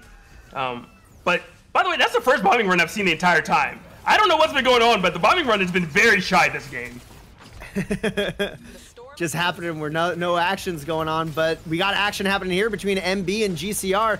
Jetski trying to fight. It's he takes the full brunt of the bomber run there and lives. All right. Risky play by Jetski, but it pays off and he's able to recall out of there, rejoin with his team, but his team's in a fight. Bebo Battalion. They're in a fight? Relentless. But the bomber run's gonna break that up. Good referee there. Look, no one's allowed to fight right now. This is a hockey game. You guys have done too much. Go back to your corners, come back later. But unfortunately, 10 did not get the memo as they're trying to eliminate Hog right here, and they do just that. The Hogs can't lose unless they're going up against 10. Beautifully played right there, and they're taking some gold armors for their troubles. HMM exchanging blows with GCR. We got 1 member down on each team. The Jewel ult comes through, but I think just barely misses Jetski. Jetski somehow dodging this Jewel left and right, and now puts the flamethrower on her. She's got to pull back. Glass, you're so low. Pepper's also low. Jetski's taken out, though. A little bit of a reset there, but Glass, you gotta go. You gotta go. Your team is so hurt. The res is coming through. They're gonna heal themselves back up. GCR not actually chasing Glass. Glass gets the full res, or the full heal, and disengages completely. GCR prioritizing the res there, and MB might be here to finish the story on HMM. All 3 of them catching Glass, who still has not had a chance. There's the Honey ult, and there goes Glass. Can we give Game Center negative points for letting such a low health member leave? Revive your team later. Get the kill. But did work out in the end. Shadow Striker taken down here, but oh no, right there, Flint, the last remaining member of SVI, in a 1v1 against Abador. Like we said, that bunny has hands, and that team is taken out now. Guh fighting the other 2 members of the last door. Looks like they might both want to break away, regroup. It's a tough angle to fight in that narrow corridor against the Storm. It is, and BBO just Lone Island. How much did that cost you? You know, was that one of those we have millions and we bought it, or is this a crypto thing and you just you have digital real estate? We don't know, but they're lonely. Next, they're gonna find their way to a gnarled heart. We're gonna have a replay of game 1. Doing it again. I would have to say scripted at that point. So XP Soul is indeed on the last door. You know, not exactly what you would want if you're any of their competitors. Armor Soul is on Moonlit Battleground, so probably the 2 favorites, even though neither of them have won quite yet, if I'm not mistaken. So gonna see if that's gonna be enough to propel them to where they need to be to actually become the victor of game number 3. So close. Hitting a Hudson all over the Abyss would have been so nice for Moonlit Battlegrounds, but GCR is going to get away. Little do they know, this area has been claimed by Bebo Battalion.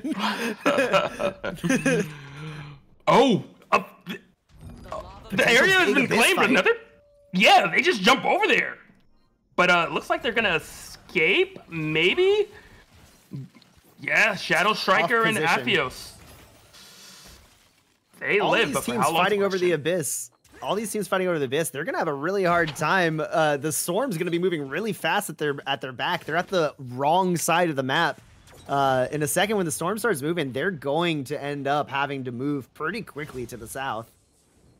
Poncho, can you help me understand why we have a circle that is over so much land, but three teams are determined to fight over this airspace? Look. Just go build your house. You don't have to have a hot air balloon over here. You can just walk in some grass. At this point, I have to imagine it's a point of pride. Now they're all like, no. This is our land. You have to run away first. Who discovered America first? Was it Columbus or someone else? We're finding out now. I hear a two-way teleporter, though. That might be the play that GCR is working for here. But I say that, but Jetski looks like he wants to fight.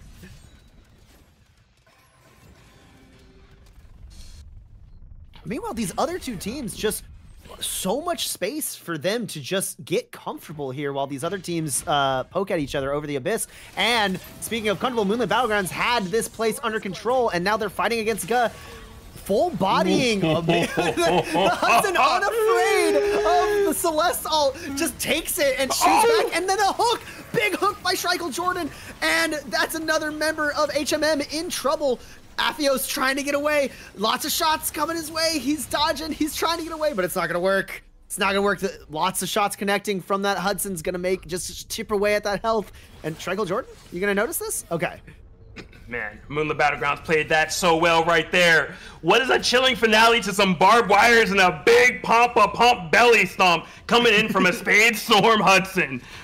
Got rid of the Celeste, and then they're pulling the Bebo after. Just so well played. And it looks like Game Center got an elimination, brought the team back as well with the most wanted. I don't know how they're going to escape because there's Storms on one side. There's some nasty gunk from a boss that's been killed on the other. But good luck, my friends, on getting out of there. I wonder if we're going to see the Carbine use his wall dash. Can he get high enough to hop over that stone and let his team recall to him? If he took it, I know there's been a debate with Carbines. Do you take that or do you go for the R&B? Because that one gives you extra damage. Versus, the jump one where you could kind of sort of just take the boots if you really wanted it and just jump 3 times and get the little Mario boost and go over a few walls. But hard to tell which one they actually took. I'm not sure if that's something that's shown for the observer or not. But none of that matters as the fight was taken to the Moonlit Battleground, saying, why do you get to think and make a decision when we can just come over there and decide for you? Another elimination. Moonlit Battleground are just dictating the pace of this game and everyone's fate. What a relentlessly aggressive play from Moonlit Battlegrounds to take this fight over the Abyss on a team that kind of was trying to play it cool off to the side. Moonlit Battlegrounds was not going to let them get away with that, and they saw an isolated fight and they wanted to take it. Yeah, that felt like a bunch of parents saying, oh, you thought you were cool? You think you're cool? Look, you still live in my house, okay? You're still gonna follow these rules. Now, Moonlit Battlegrounds does have to get over there. I'm sure they have a way to do it, though. Gotta imagine that they thought this through before they took that risk. Healthy armors, 1 gold, 2 blues, XP soul. Armor soul is not on them, if I'm not mistaken. I believe, I'm sorry, not XP Soul. They have Armor Soul. XP Soul is on TLD. But, I mean, they're in a great spot. I think they're the strongest level-wise as well. It's kind of their game to lose. TLD happy with the position. That's such a tough base to push. It gives them so much vision around such hard terrain to get around. And 10 looking like they don't really know how they want to engage with this. I wonder if Moonlit Battlegrounds is going to use their teleporter potentially to just blind teleport in the middle of this fight at some point.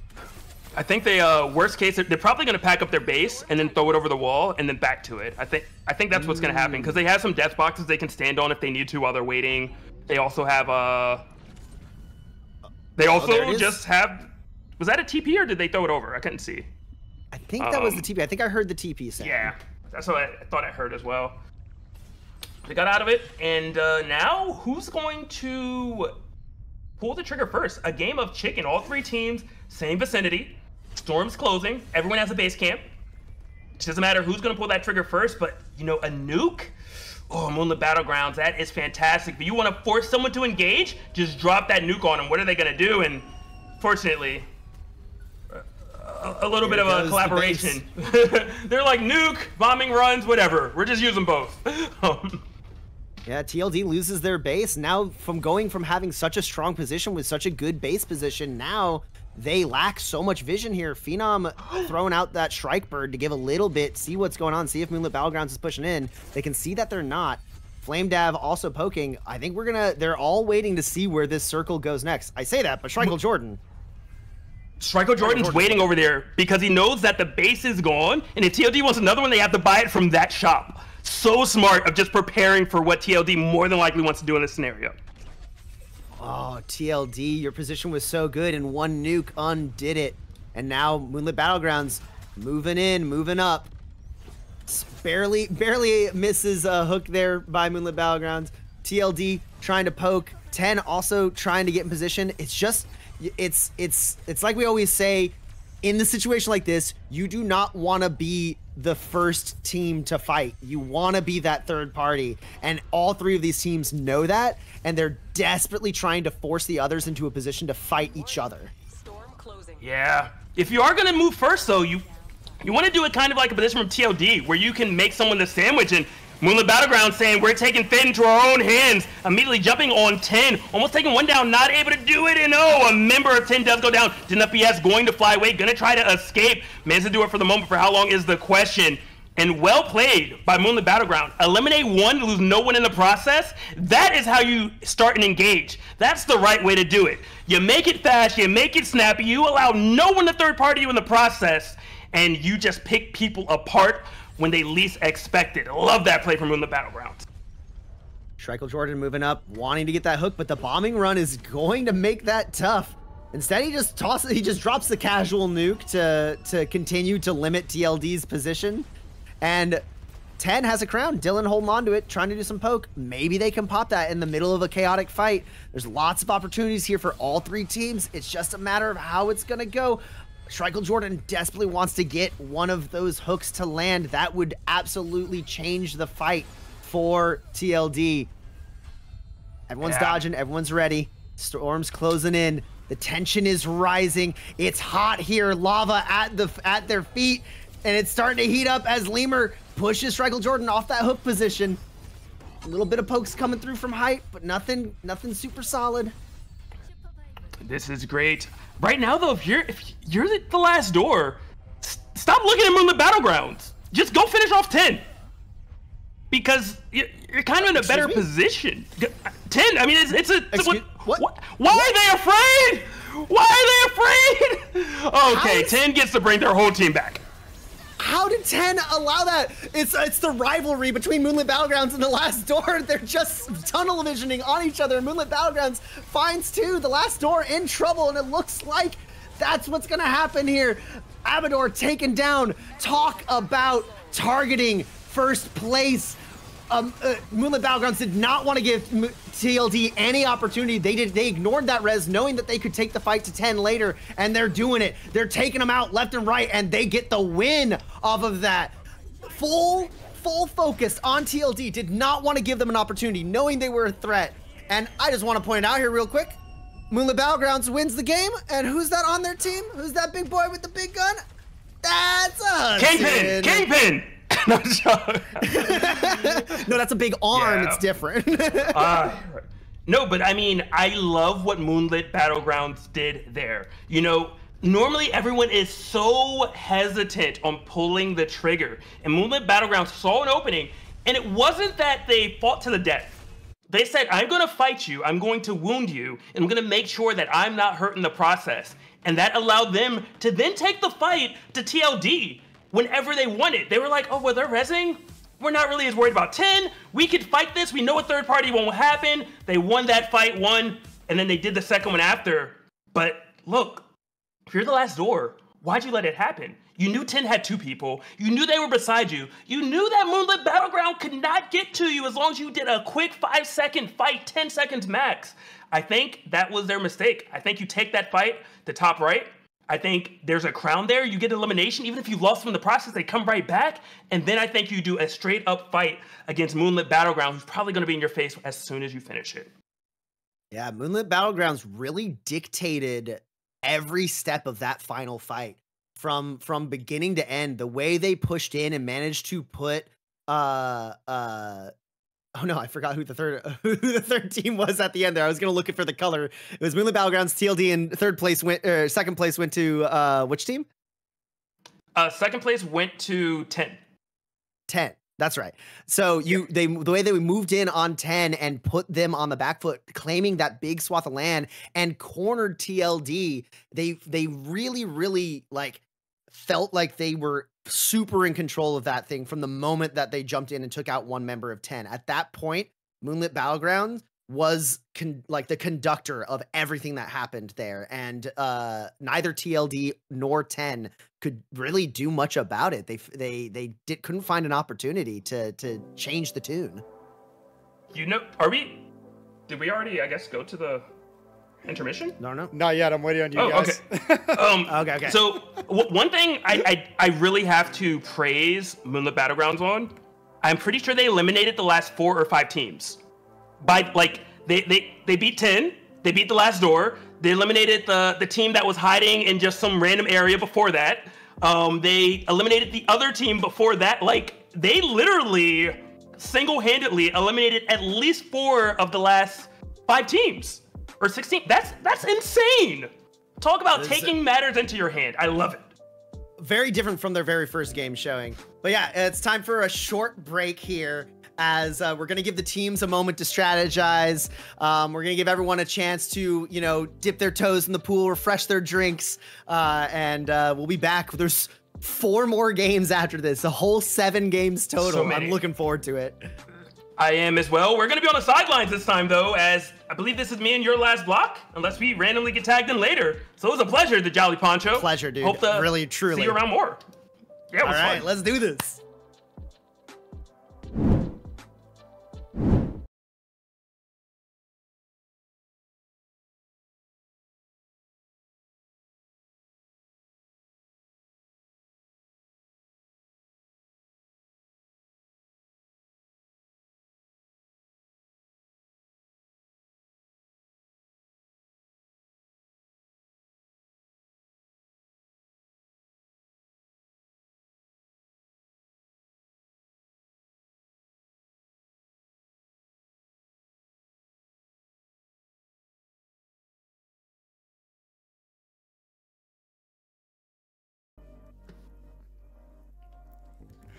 That's right, everybody. We are back. It is time. Shout outs to everybody doing Words with Friends. You all crushed it. And I have a special guest with us. His camera's not quite set up yet, but Mad Magical has finally made it to join us on the mic. What's up, buddy?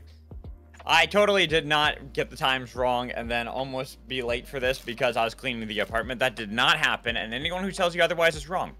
Look at what they're doing. GCR, the prep's paid off. TLD, mostly the prep is paid off. And Moonlit Battlegrounds. And 10. I haven't really talked about 10. They're in second place. It's now or never. You really got to start rising up in the standings if you want to catch up to teams, because 7 games is a lot, yes. You can make up points if you fall behind early enough, sure. But only by so much. There's eventually going to be that point where after like 5 games, if you're down like 30, 40 points, that is going to be nearly insurmountable. Or you just start catching up. Like right now, SVI are nearly 20 points behind the 5th place team. So they really got to step up the gas now or never as we get into game 4 with the glider engines. And I like the way you put that. Step on the gas, because although SVI is in 6th, that is a huge difference between 5 and 6, and an even larger difference, obviously, between 6 and 1. If they want to get in the money, which we're paying out to top 4, they have to do something right now. And we've seen them pull out some very strong comps, SVI. They've used their Kingpin pick. Now, I haven't seen the Thank You Bebo yet. At least I don't think I have. So they still have a good fighting chance. But again, you have to make your move now, as it looks like they've dropped into Academy to make that move. And looking at the teams, it's going to be NBC and SVI, two teams that are fighting with one another in the standings. NBC are EU representatives here, with Pamu on the team as well, because it's Orlando's and Spokane for our EU representation. Even though Spokane is NA, he plays mostly in EU, having to vacate the Academy. And then we already see Ga losing an early fight to Moonlit Battlegrounds at Vanegrove. So we're going to be in a bad spot right out of the gates. Only Aphios was able to survive.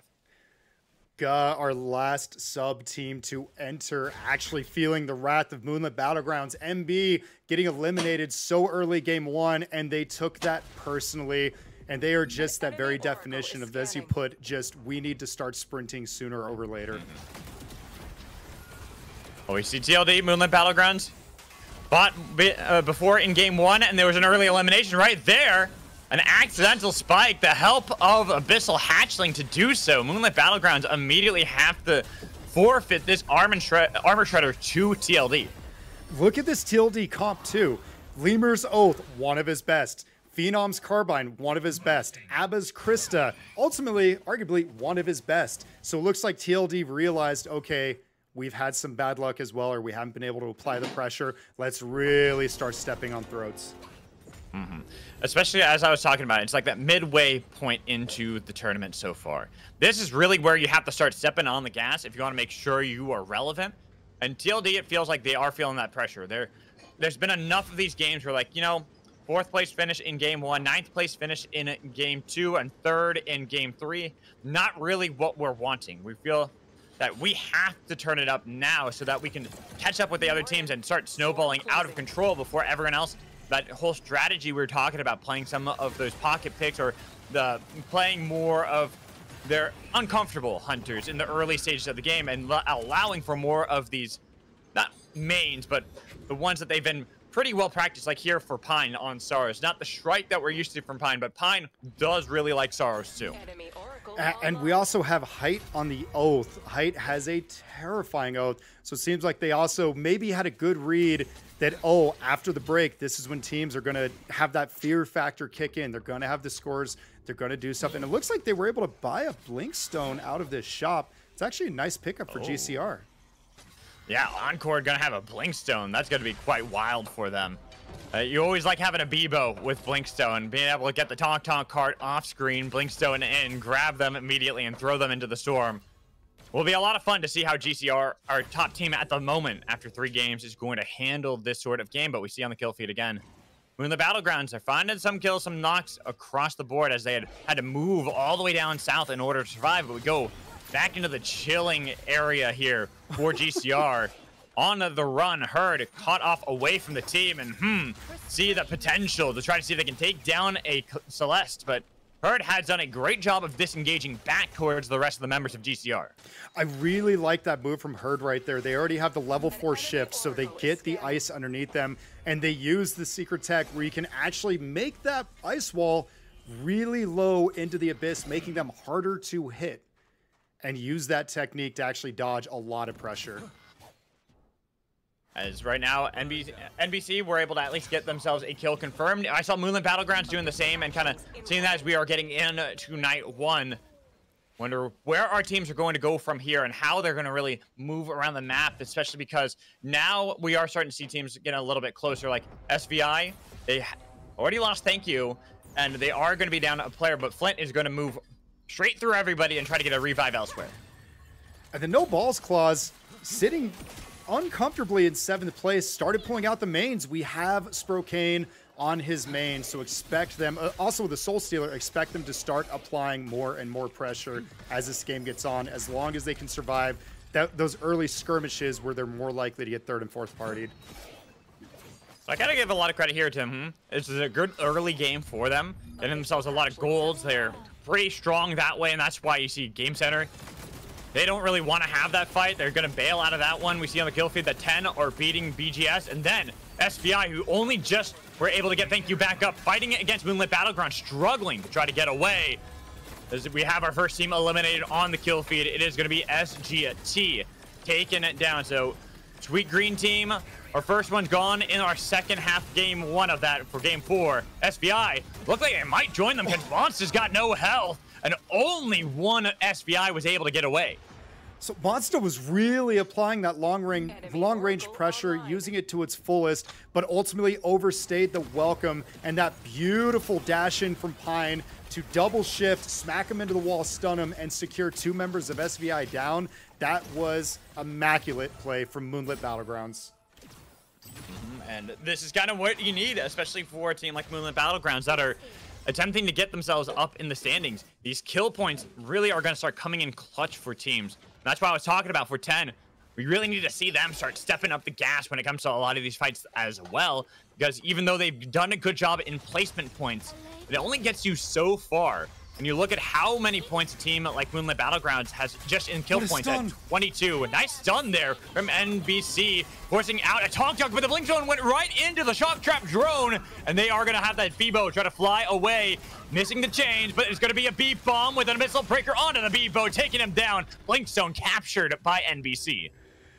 NA ping isn't real, according to NBC. That was well played, and it all started because the Shock Trap, the wall right behind a running Celeste, as now they have to face down Hold My Mouse, who is staring at our European team. And NBC, but NBC not really deterred. They see the gold armor on and they really want that. They push them far back, and I think that Blinkstone is enough to scare them, but not NB. NB loves to fight regardless. They don't care who thinks that they are more powerful than them at a moment. They'll always look for these skirmishes. MB, though, having to back off because they were in a fight on 2 fronts. It's now the 3rd, 4th, 5th party coming in. SVI now fighting too many teams at once, but it was Height all by his lonesome against SVI. SVI, they just got back up on their feet as well, and they already lose Monster. Flint tries to go right through the 2 teams, and he is going to be able to thread that needle, but not thank you. No way to get out of that one. Going to be the sacrificial lamb for SVI to be able to escape Gov, beating out BGS on the kill feed. Well, we see that MB and continue to stare one another down, but it's going to be that point secured by they give themselves the shard, and MB are going to have to move down and try to see if they can find any other targets. Lots of teams struggling right there as well. Bunny Girl Supremacy, I saw, I think, 2 of them go down off screen, and this is what we love to see. We are barely into night 2. We've lost 1 team, and we have so many more people down as GCR having to utilize the Celeste shift to buy themselves a little bit of time over the Abyss to maybe pop that crown that their Jhin is holding on to. But it looks like Guh is on the relent, on the assault. Trying to take away that crown from Jetski, but it is going to be the Glider engines. Jetski only has so many seconds left on the clock, and that's going to bring back up Encore. It seems that there isn't going to be that attempt from Guh. They were hoping that they could get near Jetski, but it is nearly impossible with how mobile Jhin is, especially with the Glider engines, then a Celeste right behind them to help defend. Watching as Guh are fruitlessly chasing it to look for that crown themselves to take that away from GCR. Unfortunately, weren't able to do so, and that's why they kind of go back towards land, realizing, yeah, it's not our play. We don't want to have this anymore. You have unlimited glider fuel, but you're not free from unlimited glider spikes. They realized that, applied the pressure, but so much Abyss so early to work with. That it's the play, it's what you do. You use the advantage that you have, or the strengths, the powers that you are gifted alongside the Storm Shift. And they are going to be hurting, and we do see that other team. We see Guh kind of edge guarding them, waiting for them to come back. We also did see, and didn't mention that, Bunny Girl Supremacy, unfortunately, were eliminated by TLD. They found the straggler that had survived from the previous fight we were talking about. And we didn't even get to talk about this either. Guh, having chased out into the Abyss, looking for GCR to deny that crown. As they got back to land, they had been found out by NBC, and they lost both Rin and Aphio, so it's just Shadow Striker trying to survive over the Abyss as Shiv, which isn't necessarily the most impossible thing, but it is looking really difficult, especially looking at where the respawn beacons and crowns are at the moment. especially with Krillo holding on to that res beacon right there. It looked like they were posturing, seeing if it was available. Not quite. And oh, how the tables have turned, the turntables, as TLD engages on 10.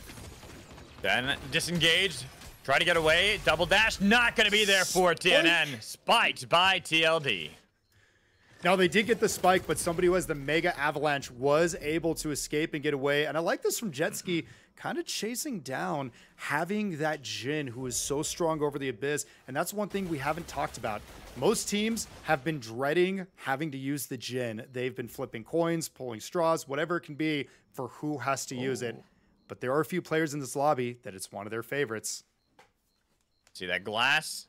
Now the last one left for as had been pushed off of the respawn beacon by NBC. And then we look down south, SVI.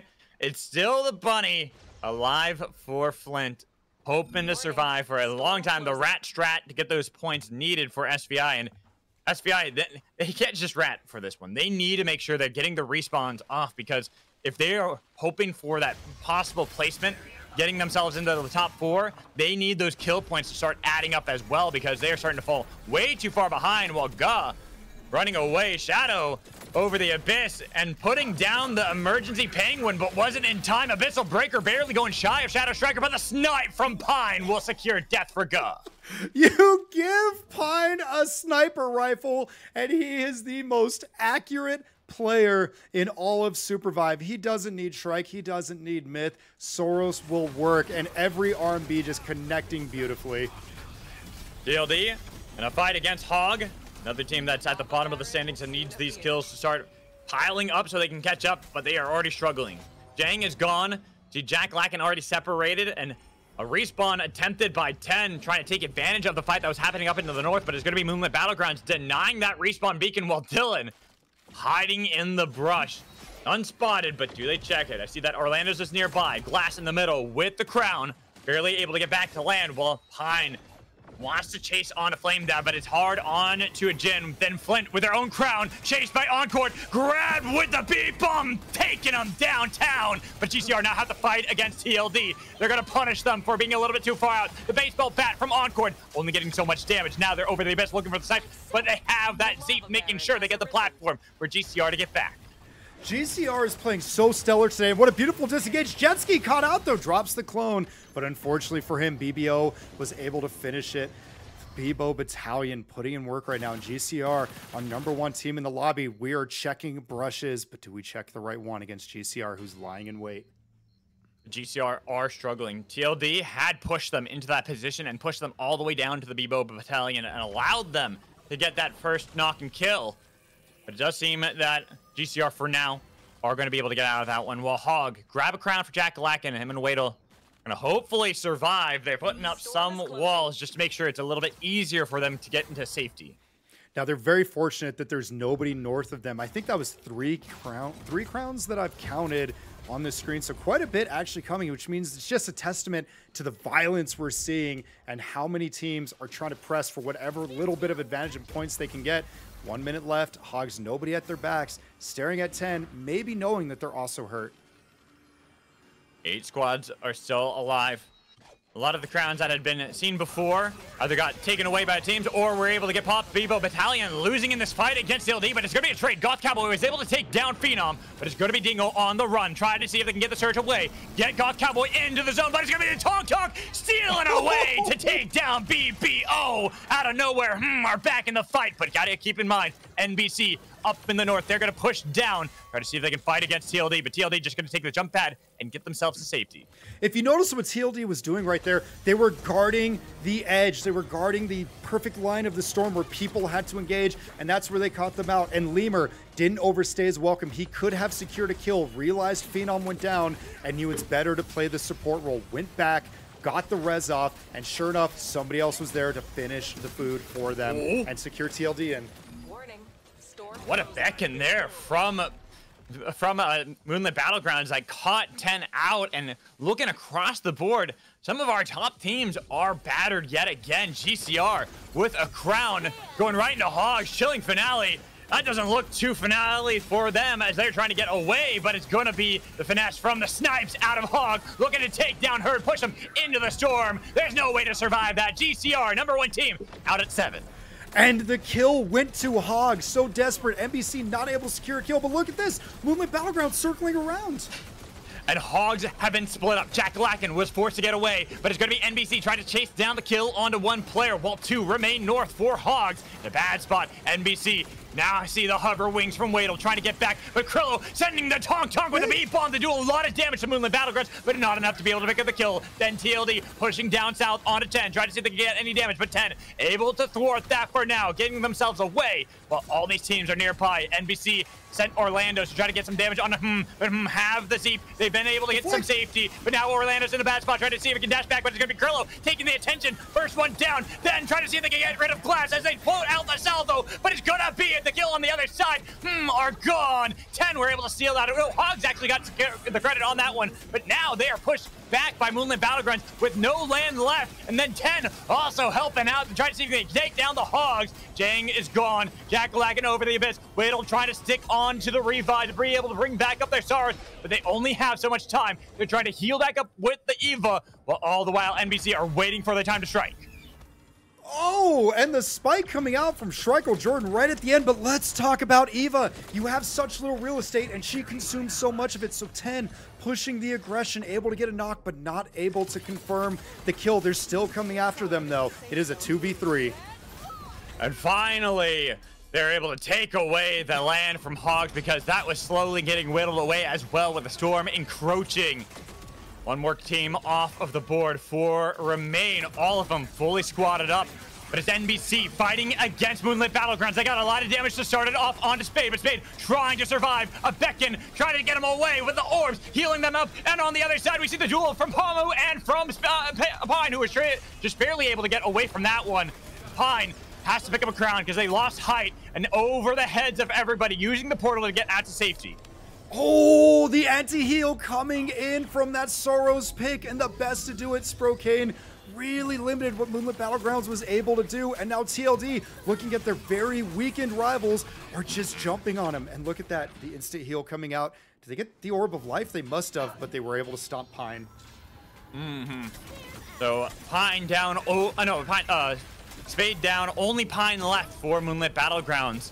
It has that crown. Maybe can pull off a miracle play with Saurus, but we see 10 getting chunked by Sprokane, sending out the second wind, but blocked by the Bright Shield. And even with the salvo, does no damage. 10 are in a bad spot. TLD about to push, and they jump onto NBC instead. Orlando's has no help, but he's able to get behind a pillar, and then TLD focus onto the broken 10 over the abyss. Salvo sent out on both sides. Dylan has been healing up forever, but same with TNN. They have to eventually get to land. They separate. TNN gonna pick up the ground only to die to TLD. While on the other side, Dylan found out by NBC, who makes sure one more team will be down in the depths below. Then Moonlit Battlegrounds, who were able to get the revive up in the north. Now pushing in, they see NBC, and that's who they wanted to go for. They got a lot of damage on a Sprokane, but he barely gets away, even not getting tagged by the Flux Snare. Instead, it's going to be Sprokane trying to heal back up with the rest of the team on the other part of land. Did you see what TLD did there? They had it as a 2v2 at all times versus 10 because they had Phenom or Abador on the edge, just spraying them, not allowing the fight, and now they're strong and engaging. They put down Sinner's Embrace, but they suddenly snapped out of that one. They were able to avoid the attention from Moonlit Battlegrounds. TLD are in a safe spot at the moment. Oh, that Fate Rewinder coming in huge for Abador, making them burn that ult. And again, TLD, although now in the middle, they're just guarding their flanks perfectly. They're just poking, prodding, making people burn cooldowns. But now it's on them. They have to make a move because they're the ones surrounded. Ooh. Smart move by TLD, though. They put down the Storm Grenade, so it's less likely that NBC are going to find an easy angle to flank them. That's why NBC now have to path through the northwest part of the circle in order to look for MB. They can't just focus on a TLD and get that flank, but TLD have put down the two-way teleporter, Do they make the call? They can get punished for this, and they know that. I don't think that's why they have gone for it, but eventually they've got to do something because they're getting assailed by Moonlit Battlegrounds. It's their escape, but guess what? No Ball's claws were there to collapse back. Absolutely smashed TLD. Phenom with barely any health over on the ledge. Need one more spike, trying to heal up, but eventually he'll fall. Looking for Abaddon 2, the steal away from behind. Sentences TLD to death while they try to fight against the EU squad. NBC have gotten themselves on the flank. They try to go for the blink zone into the back line, but Palmer's been focused. He's down low with a broken shield and broken hopes. Height makes sure that he has to spin dash away, but somehow Palmu tries to survive, gets back with the rest of the team, while Moonlit Battlegrounds couldn't punish in time. He's alive, but now we've got Height with the Armor Shredder, courtesy of TLD, passes it off to Schreikel Jordan. But the rotations out of NBC have been stellar, covering the escape route, getting out of danger. Now they are the danger. Top 2 placement. The nuke comes out. They have to engage here soon.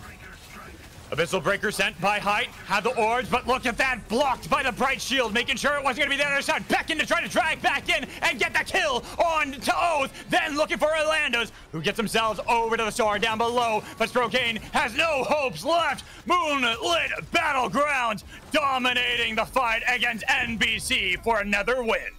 Say their name. That is Moonlit Battlegrounds. They are one of the top-ranked teams in NA for a reason. As they spam in chat, spam this celestial body, Moonlit Battlegrounds stomped that lobby. Their rotations, perfect. Their kills, perfect. Their accuracy, their micro, their macro, their everything, perfect in that game as they just flowed so perfectly through it. Props out to them on how they played that one, but it was also almost like a concerted effort to make sure that they were able to take down TLD.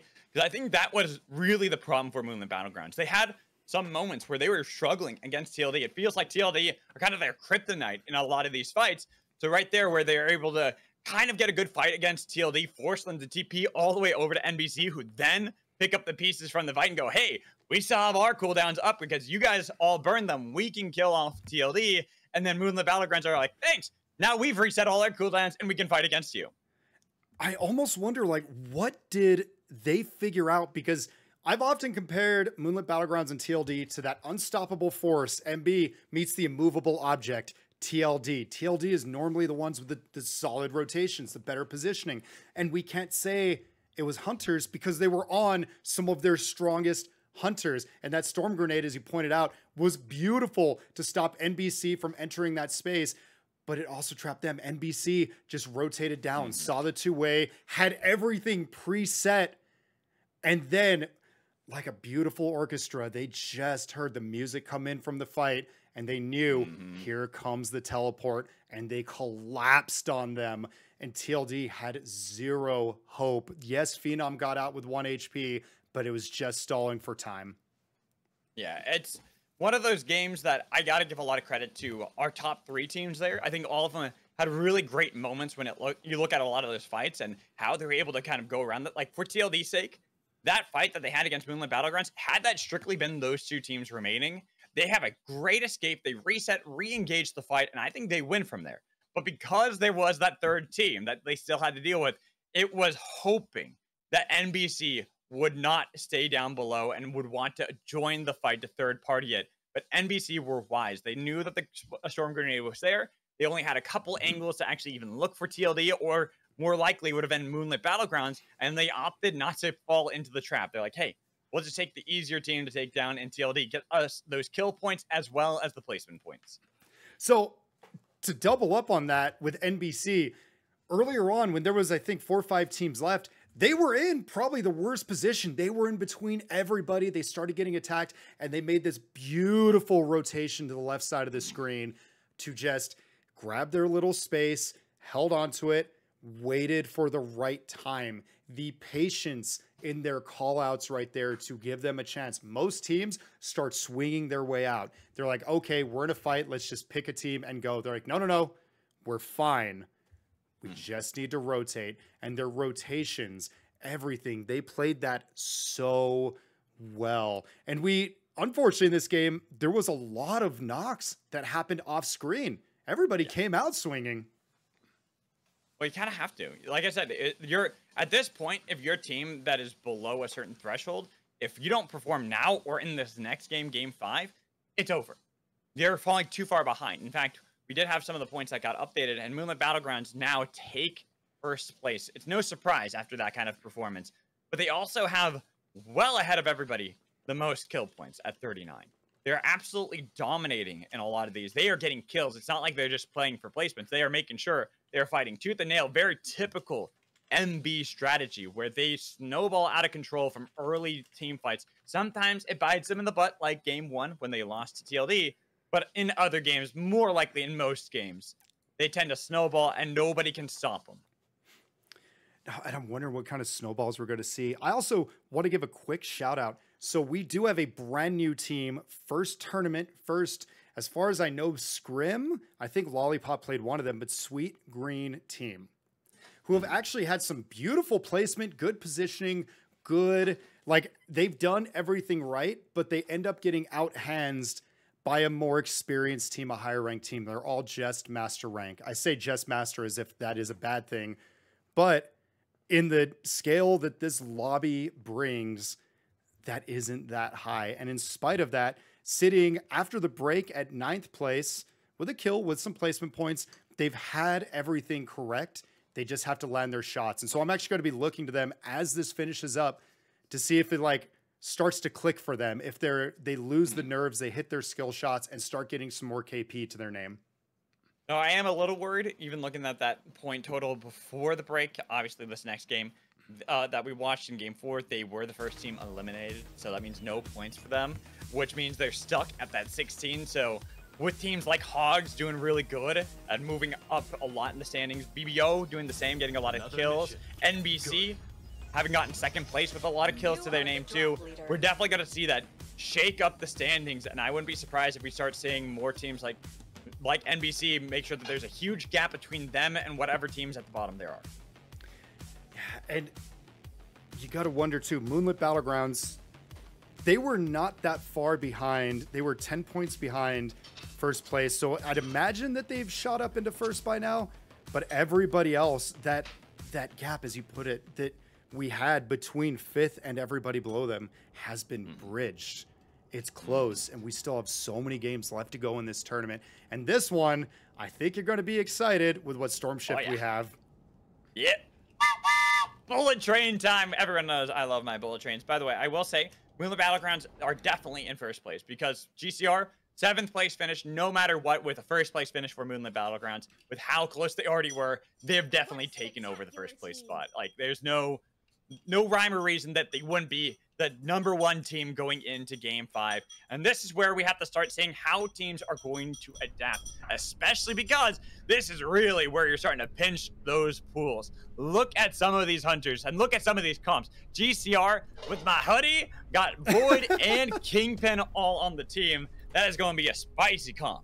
So this is actually going to be kind of a rough one, possibly for Moonlit Battlegrounds. As I saw Height on Celeste, I think I saw Void on their team. Yep. They might have chosen, they might have chosen like, oh, we have a lead, time to put out our throwaway comp, maybe just play for placement. I don't know like how much they've practiced this setup, but like this is the time to do it. Like, hey, it is. We've got a little bit of breathing room. Let's not risk it and save this until the very end. Exactly. You need to make sure you're getting rid of what some players might call the junk hunters for their comps and for their players. You do that now, especially when you have a lead, because when you're going into games 6 and 7, that's where it's going to be all too important. If you're ahead, yeah, that's nice, but if one team had saved all their power picks until the very end, they are looking to clean up as many kills as possible to run the lobby. So that's why you have to get rid of them now and have a good way going into that. But if you're a team that is in that bottom half of the standings, it's almost the opposite. You cannot afford to not use your good hunters now. You need to make sure you're getting those points, because if you continue to fall behind, you're never going to catch up with the top teams. And let's look at this. Now, Hogs, who are right there on that cusp, they pull out some really strong hunters all of a sudden. The Kingpin, the Playmaker, the Secure of Nox, on Weidel, one of the most veteran players we have in this game, actually looking at SVI, but choosing not to lose the tempo of early game, which is so crucial, and all these teams know, as we see them spread out pretty far over this map to just get whatever creep camps they can. Yeah, and it is funny kind of seeing the different styles of team comps that we're having, where it's a team like Moonlit Battlegrounds, we already talked about playing a lot of these hunters. We don't see a lot of their players playing. Not that they can't play them, just don't often see that. But then you have other teams like Hogs, where you have Weidel on to Kingpin, something he's really good at. Jack-O-Lantern, the classic Shrike. If you know Jack-O-Lantern from way back in the past, had played a lot of Shrike at the beginning of like alphas and even the betas. So having these power comps come in to try to take on the weaker ones of the top teams. I like this comp coming out of Sweet Green Team. Oh, what a beautiful Robber Raccoon. But look, they've set themselves up with the Celeste Bebo combo. This is a team who is theory crafting heavily. Oh, big hit. Oh, Sprocane on the Kingpin too. This is El Clasico for NBC. Sprocane looking for Kale Baru. Bebo gone. Mind the next one. Carbine trying to get away. Has been able to skirt danger for now. NBC going to relent. Take themselves the prize that they collected from that one. Get themselves back over to the base camp. And here I am talking about SGT's comp, but that comp comes with a catch. You need to make it to level 7 first, and they unfortunately run into our European team with one of the strongest players in the EU on one of his strongest hunters, and that Kingpin with a beautiful flank came in to really wreck their day. For anyone who doesn't know or hasn't paid a lot of attention to EU in the past, oh, Jack-O-Lantern, I'm going to put that on pause right now. Nice kickflip away. Trying to escape, having double Abyss Specialist, stealing one from SVI. Kickflip back again. Have to be careful, though. Guess what? The rest of the monster continuing to chase that down. So SVI get the knock onto Jack-O-Lantern and Weidel.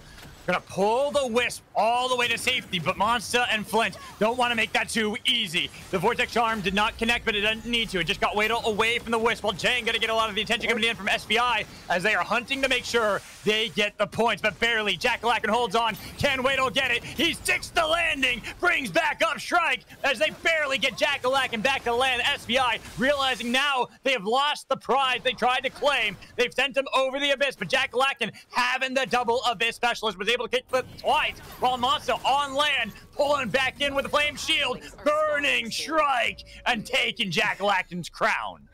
Oh, they were able to finish it, and they were able... The unfortunate mistake from Flint right there was he shifted his Hudson out of the way of where he could do damage, which actually gave Hogs a fighting chance to escape there.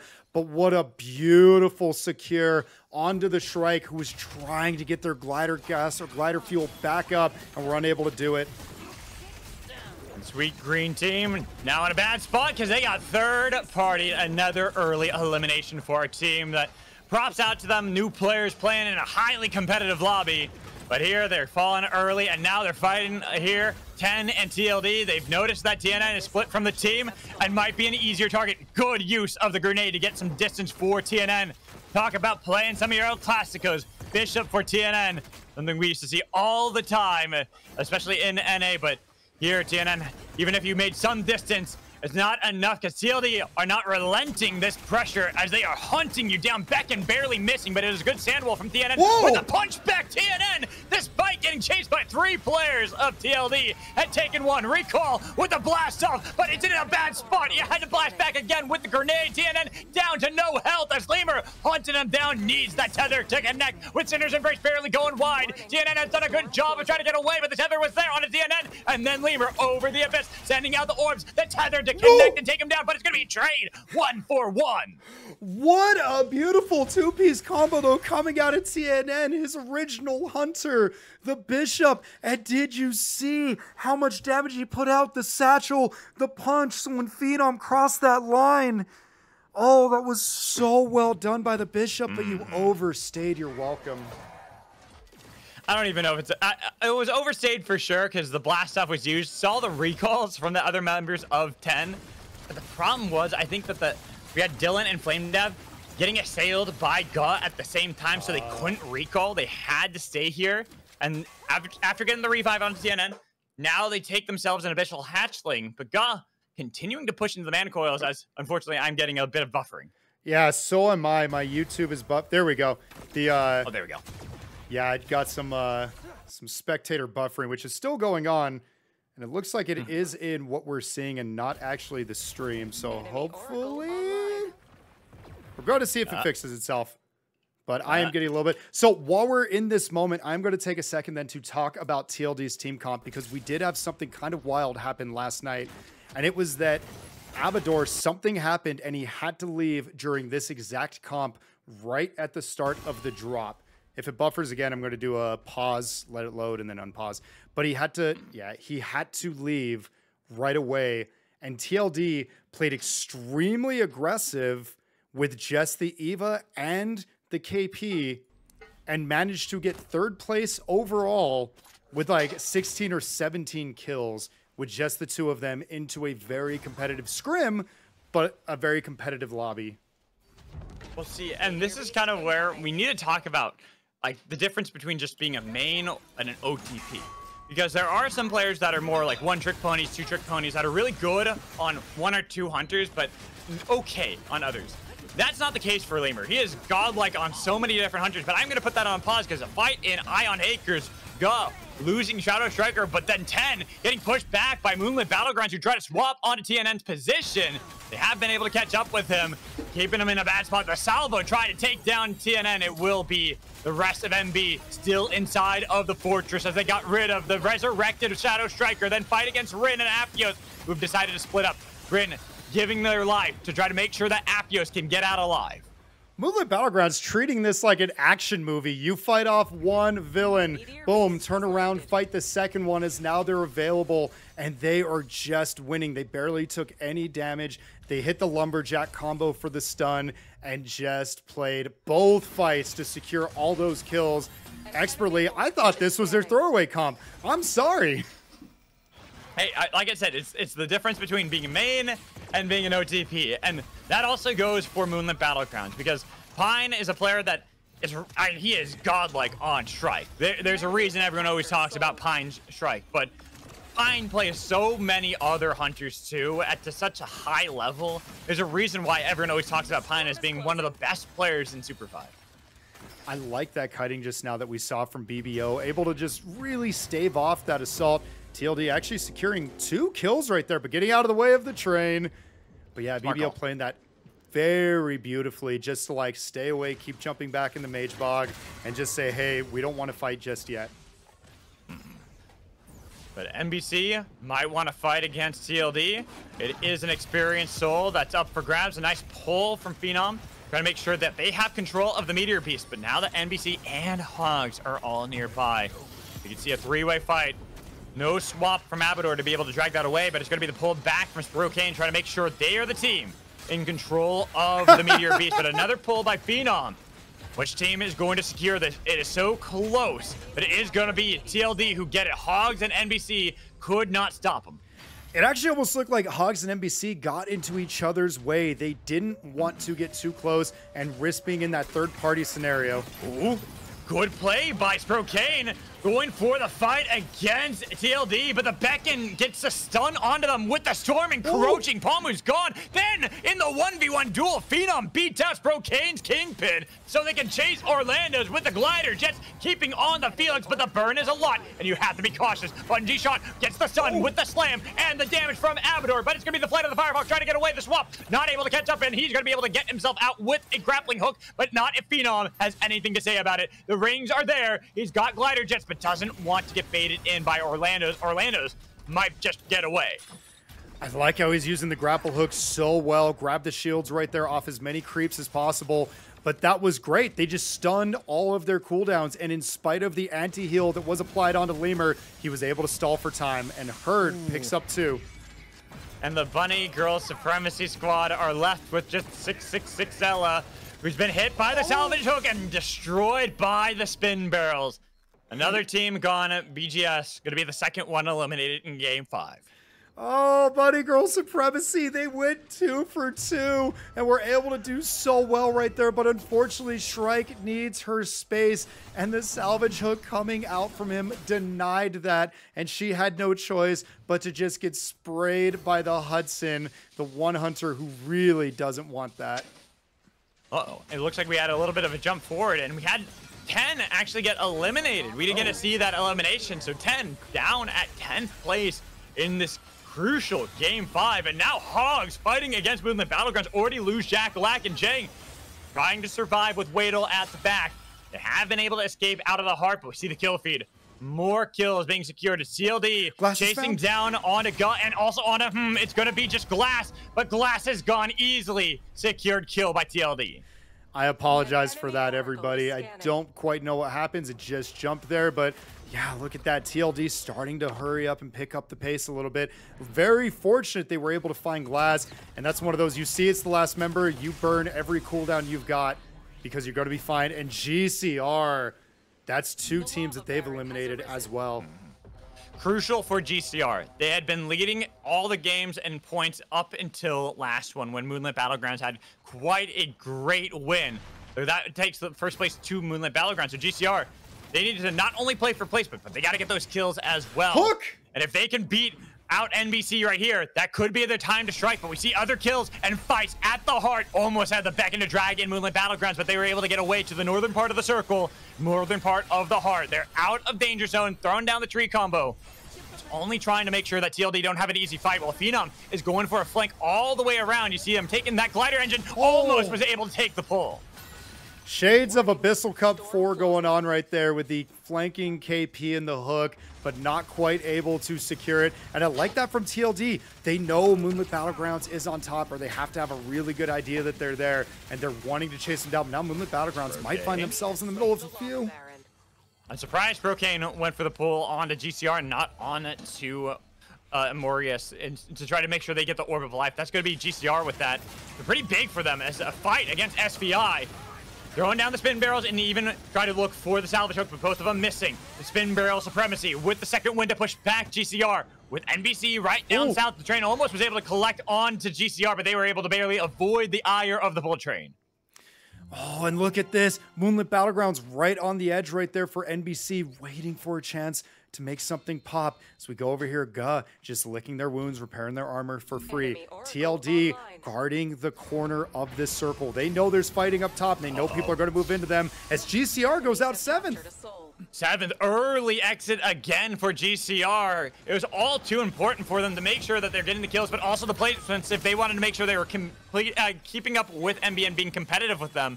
So now they're hoping that MB get eliminated early in this game. They are getting flanked by TLD, throwing down at their Cinder's Embrace, looking for the stun on a 2. They've locked them down, but keep in mind that NBC have been waiting this entire time. Not going to be able to get the kills on MB. Instead, looking for the fight against TLD. But look at Phenom hunting them down, saying MB's got to be the team that we beat. They got a lot of damage onto Spade with the bungee shot, getting the stun onto him, but he barely lives. And then down in the south, there is MB still alive. The train collecting, almost was able to take down Hogs, but Spade throwing out the salvo, trying to get some damage. We're going to be taken down by Phenom. Then the swap from them onto Height, taking him into the forge as Hogs could intervene, but they're too worried about Gaw at the south. And they have to decide, do they want to go for a Height? He uses the chilling finale. They could get the stun onto one player, but it is going to be a nice block with the frozen barricade. And MB are out at 6. You know what? That was probably their throwaway comp or something close to it. I think I read that they were practicing that, but 6 is not bad for them, all things considered. But the chase down the third party, NBC showing extraordinary patience on that one to not pull the trigger too soon. And look at Phenom with these glider jets. And the pulls on each side. It's a huge Sinner's Embrace that almost dragged in all 3 players, but it did get them Sprocane. One target gone. TLD heal up with the Orbs of Argus, but right now this is TLD's game. They want to win this one so they can really start moving up in the standings and start to see if they can be competitive with GCR and MB.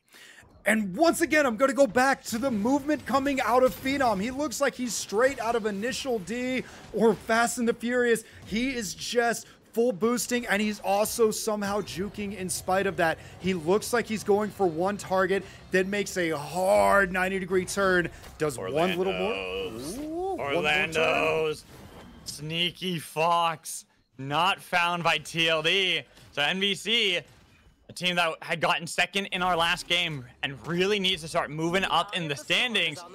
These points are going to be all too important if they want to get into that top 4. Oh, Train! Shadow Striker not paying attention, not in time to get away, and now TLD say, hey, Free train kill, free pull, free death onto Ka, leaving only one as you try to get away. But Bungee Shot drags you back into hell as you're taken down. Then Hogs, Jang was able to get a kill onto SBI, but traded his own life to TLD as they try to see if they can push back at the heel onto Thank You. They got a crowd, but it's going to be the Sinner's Embrace taking down Thank You right as he got back up on his feet. And then Monster, the last one left for SEI. Pull not landing onto Jack-O-Lantern. Monster realizing he's got to get rid of the Hogs. He's hoping that they're going to be falling first, but it's SBI that are taken down with Jack-O-Lantern trying to run away. But TLD, they're collecting all the bounties. They get rid of so many teams, leaving them in the duel against NBC. Did somebody get the number on that truck? They just ran over the entire lobby, starting with Ga and just continuing their loop around the track, saying, who's next? You, now you, now you. And the way they linked every cooldown combo, Bungie, to secure the kills. TLD, they're just on another level, and when they're all playing on all cylinders, you can see just how good this team is. The coordination they have and sending Phenom so aggressively every time, looking for the pulls onto NBC. They continue to chase him down. It's NBC on the back foot. They constantly are retreating away from TLD, too worried, especially about Phenom and the pulls, but it's going to be the Bungee Shot in. They thought they had their time. They found the angle. Second one trying to heal him up, but it's going to be damage on Pamu on the other side. Is Pamu so close to death, barely escaping danger now with the singularity, but it was put onto their own head. Abador wasn't able to find it. It's going to be the slam. Sprokane slam back from Phenom. Almost taking him down. It's going to be Sprokane, the first casualty. Finally, someone falling as NBC try to resurrect Sprokane, but a double pull from Phenom. Slug wave onto Pamu. Even with the crown from Orlando's, have you enough health? No, TLD, take game 5. That was one of the most back and forth fights I've ever seen, with the health bars being no you, no you, no you, now you, me, no you. And ultimately, it was a beautiful counter by way of Phenom in the KP Ditto, knocking Sprokade, and unfortunately, going back to the old Aiden adage, no save your friend syndrome while trying to res the Wisp. You were outpositioned and TLD just collapsed on them. And that was massive by TLD right there. Really just big wins from TLD. Like you talked about, just the coordination, the one after another as they were chasing down the kills, the target selection, the calls on who they focus on more importantly than other ones, just allowed them to get all these kills in. How the points were going into that one, it was Moonlit Battlegrounds, I believe, at the top, because I did look at the results tab and they were number 1, but that was no surprise. From here, TLD, that is such a big win with both GCR and Moonlit Battlegrounds going at, what was it? GCR was at 7th and Moonlit Battlegrounds is at 6th. Yes. So they should really catch up and really close the gap if they haven't even just surpassed them entirely. There's a very real chance that they did, because yes, once it was down to that final 5, I think it was, and they found Ga, they got every single knock in the lobby. The only one they didn't get was whoever, and I'm sorry, I forget who, dashed in front of the train. That one goes to the world. Yeah. So 1 for the train on that one, but God, crazy game there from TLD with that composition as well. And kind of what we're talking about, like with some of these players, you look at like what hunters are they good at, which one are they well practiced. This is why we're focusing so much on the Lemur and TLD, because Lemur is pretty much good at any hunter. He's played every one of them, knows what each one of them do so well, but just how he's able to approach these fights with hunters that you don't often see. Like if you think back, we have seen that Lemur has played the Eva before. The Hudson's been there, the Void's been there, but it's mostly like Celeste. He's godlike at that. The Brawl for a while, when Brawl was really powerful, was also another one that they went for. But you're just seeing how good he is at Supervive in general, just with how he's able to approach this with different hunters. And that was the one. That team comp was just CC Incarnate. And I had mentioned earlier, they played that comp yesterday, except they were down 1 person the entire game, and they looked so fierce. And this is just how scary they can be when they have that, but with all 3 of them readily available. And yeah, he just played that amazing. It looks like while we're waiting, Hogs lost a member, but they're coming back in. We do have the Jack Lacken, I think, said that they had to restart. is what it Okay. was. We do have the updated scoreboard though, and you're right. TLD just flies into first place off the back of that with Moonlit Holy Battlegrounds. moly! Very, very close behind them. But that was a jump that TLD just did from 4th to 1st. They got 23 kill points in that game alone. That's actually insane. That is wild how much they did. And it wasn't even in just the last fights of the game. They really were just laying on the aggression, holding down W, and putting in work that entire fight. And I loved it. That is what they needed to do to get themselves back into it. Well done. That's wild. That is wild. Like, if I just look at this, right? Moonlit Battlegrounds went into game 5 with 39 kill points. They were ahead of second place, which was TLD, at 31 by 8, right? And now it is 54 for TLD with Moonlit Battlegrounds behind them in 7. Well, by 7, but at 47. That is such a massive leap for these teams to start looking at these final games. And we were just talking about how, like, Moonlit Battlegrounds, it felt like their junk comp right there, where they're just using the hunters they're not as practiced at, trying to get them out of the way. But that was what you needed for a team that's trying to catch up in the standing. You need to take advantage of that and get a massive swing.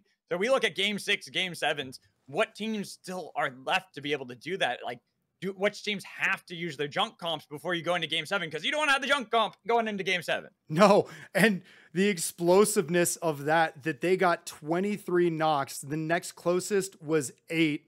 Like, that was such a huge game by way of TLD, and I still haven't seen them pull out all their mains. There's at least one comp I'm really paying attention for, because it was the 2 times I've seen it, a just steamrolly, borderline unstoppable composition that they managed to make with Hudson included in it, as it looks like we're getting ready to go into our game 6. And it will be cross-country storm as well. So it will be really interesting to see how teams are going to approach our penultimate game. Whether or not they're going to use the jump comps now, try to get rid of the hunters they don't really want to play going into game 7, or if you're at the bottom of the standings, you continue to use whatever you can in order to catch up in points. It's now or never. You got to make the sprint towards the finish line. It's got to start here in game 6. So this is where there are some teams that, I'm sad to say it, I don't know if they're going to be able to do it, but they still have the potential to grief these other teams if everybody's held on to their mains, or they've held on to some of their best comps, best for last. There's still the world that TLD, Moonlit Battlegrounds, they get upset right here, because we don't know if what they're going to pull out in game 6 is good enough to stop what maybe Bunny Girl Supremacy, Sweet Green Team, Bebo Battalion are going to pull out. And I mean, yes, I want to root for our teams at the bottoms, but like you said, it's like, what realistic shot do they have of catching up when you are down triple-digit points or nearly triple-digit points to first place? Really, I'm looking at the teams there in the middle. GCR, they were in first place for a long time, but the last 2 games they have struggled, and now they slipped further into third at 82 points. But then you have 10 at 75. NBC have been closely catching up as they got 2 second-place finishes in a row at 68, with 58, and SVI 46. Pogs could possibly get into the top 4 with 37 points, but that is going to be a stretch on really if they perform here in game 6 or not. And that's where on Hold My Mouse, you know, we need Krillo and Glass to play as well as we know they can. We need NBC, who is on the bubble of the cash payout, to play the way we know they can. But with NBC specifically, we've seen Sprokane use his 2 mains. What else does he have left in the tank? Going for Bishop here into this game. Famu onto Ghost. Orlando's onto Krista. Orlando's is a really good Krista player. So using kind of what we were talking about before, not just using all your mains in one game, but kind of spreading them out so you have one player that's going to take the mantle and try to lead the team. But the big one for me is Moonlit Battlegrounds. Spade on Jewel. going for game 6, the penultimate one with Pine on Zeph. This is the game Moonlit Battlegrounds are looking to take the lead back and get themselves further ahead of anyone else. Now, when drafting up this tournament, we asked, pause on that, we got a hook. And it's from our 2 teams at the bottom. Sweet Green team almost lose Lollipop right out the gates, but they did do a lot of damage back to Noxy Bun. Bunny Girl Supremacy in a bad spot as they've sent out the Storm Grenade, but do they try to escape up in the north with the rings? They look for the pull, but missing that. So instead, they're just buying their time, waiting to see what is going to be the call. Kale Brew had stepped up, could have been attacked, but they didn't realize the rest of SGT were also looking for the flank angle themselves. So that's very bold of Sweet Green team to stick around right there because of the sustain that comes from Eva, especially early on before people have really come online and can do a lot of burst damage. Like, that was bold, but in spite of that, they managed to hold the high ground and just really try to pressure them. So yes, everybody walks away unscathed, but that was scary for both teams there for a moment. Storm tightening. So I want to highlight this I'll probably highlight it in a second, because right now Hogs getting the damage from that spin barrels on a Phenom who is locked in the barbed wires. Good pick by Hogs, but the point I wanted to make is this is game 6. Twin, how many myths do you think there are? Oh, I don't know. 0? Is everybody saving myth for last? Encord has pulled out the myth in this game. Oh. So big right now. And we talk about powerful hunters. Oath, myth are always the conversation starters. When you say who's the most powerful hunter in Super 5, those 2 are the first anyone will ever bring up. And we have one here. Oath is also being played by GCR. They are going for the Hail Mary a little bit sooner than everyone else. They are pulling out the stops and trying to take game 6, especially trying to get themselves the points. But look at how MBC are not afraid, not deterred by seeing those powerful hunters on GCR's side. They want to take advantage of it first before they can start scaling up. Look at this Sweet Green team actually applying pressure onto Hold My Mouse. One of the teams we were saying is right there in the middle. When did they get here? Actually, that was quite the rotation out of them. Yeah, North they were all the way in Dawn Caps fighting against the Bunny Girl Supremacy, and now they're down here in the desert getting a kill on a Pepper. My only guess is an anywhere but here, which is big. Lemur able to secure the train res. Very, very well done by him. Phenom taking a second to think. I don't know what happened there with Phenom, but that would be my only guess. Yeah, north to south, it had to have been an anywhere but here. And I don't know what's going on at Phenom. Hopefully didn't DC, but maybe just taking a second to collect their thoughts and back to one of their team members. Looking at where the circle is going to go for now, Cross Country Storm can really be chaotic as TLD are struggling here with this composition. And a bit surprising because it's Abador onto Ghost, something that knows how to play very well. Lemur onto Bebo. If you don't remember the arena tournament back in the day where Lemur was playing a bunch of Bebo, had some crazy mechanics with that Bebo to get the momentum built up to find a lot of those B-bomb snipes. So having some really good hunters on their side and already struggling here in the penultimate game could give that path for a lot of these teams, especially a team like Moonlit Battlegrounds who've given Spade their hunter, given them the jewel to really take over the lobby with. Sweet Green team also looking like Pitbull all of a sudden. They're now back in the Northeast. Yeah, they got themselves an under-up, but that's not looking like a good spot. As we are seeing a fight here between Ga and Hogs. It is going to be an attempted flank from Wadle, but not going to be able to find it. Oh, that was not the swamp you wanted right there from Jang. Maybe not paying attention, or was it the bait to take out Shadow Striker and missing the salvage hook? But it doesn't matter. They've got the chase train right behind them, almost jumped right into it. Shadow barely avoiding it a second time, but it does split them away from Rin. Rin beating him out with the Battle Bunny, taking the Bunny down themselves, but there's going to be another swap going in from Jang, this time defensively, trying to bring back up the Bunny, but Wadle not alive just yet. They had to push back, but does Jang try to stick the landing on a Wadle, who's slowly deteriorating, the stomp securing the kill for Ga. I like the play from Hog to disengage, take the L, and realize like it's better to lose now to try to win later. We're not going to bet this on a coin flip. And God, massive turnaround. They were in such a bad spot, but the accidental swap was such a big misstep. An enemy oracle is scanning. Missing the blast up. Sprokane barely going wide on that one, but Mine has popped the Fusillade. Not going to use that to actually chase down Pamu. Instead, it's Orlando's who's on the hunt, trying to get the kill on to Lollipop.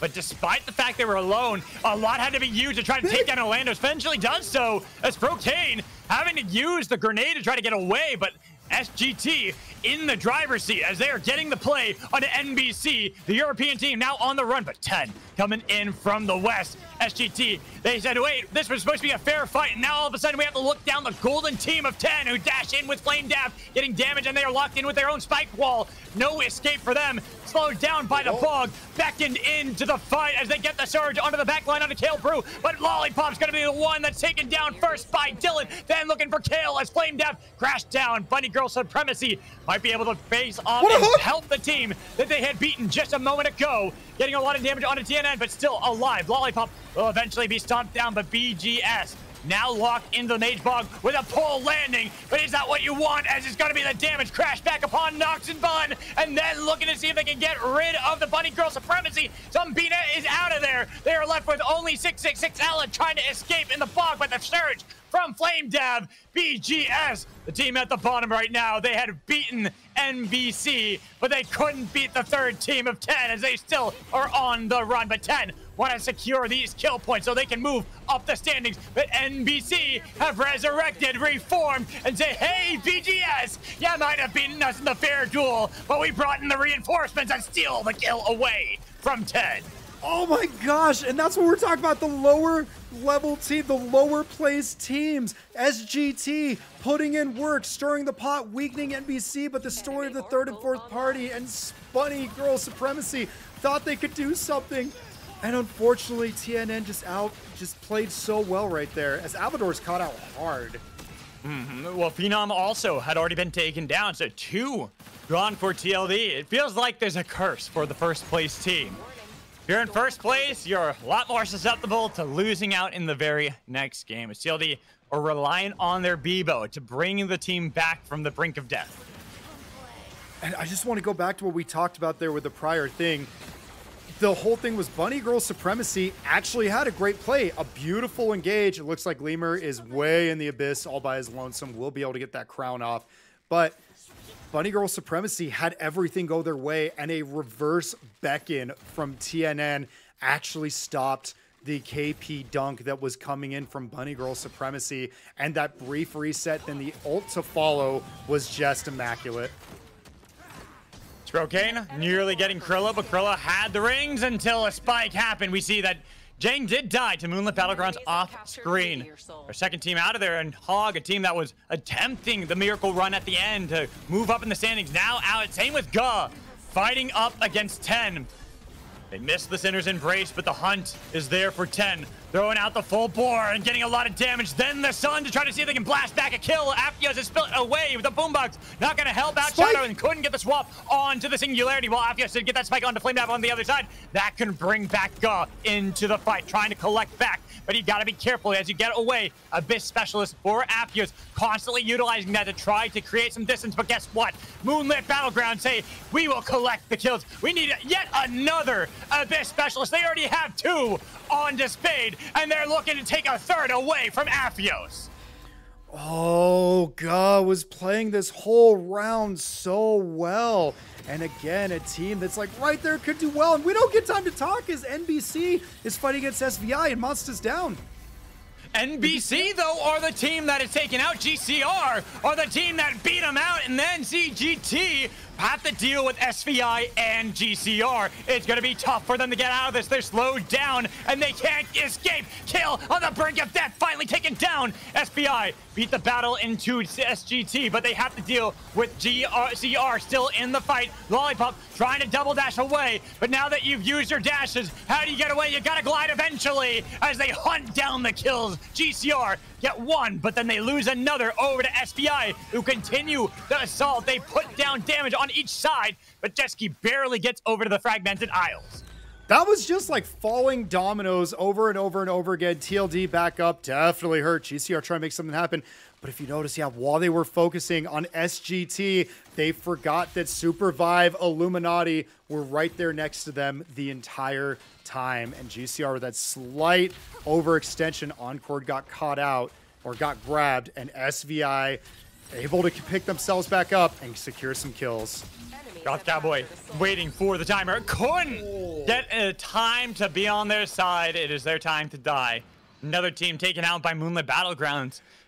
And they are playing this one aggressively. Look at what they have in their inventories.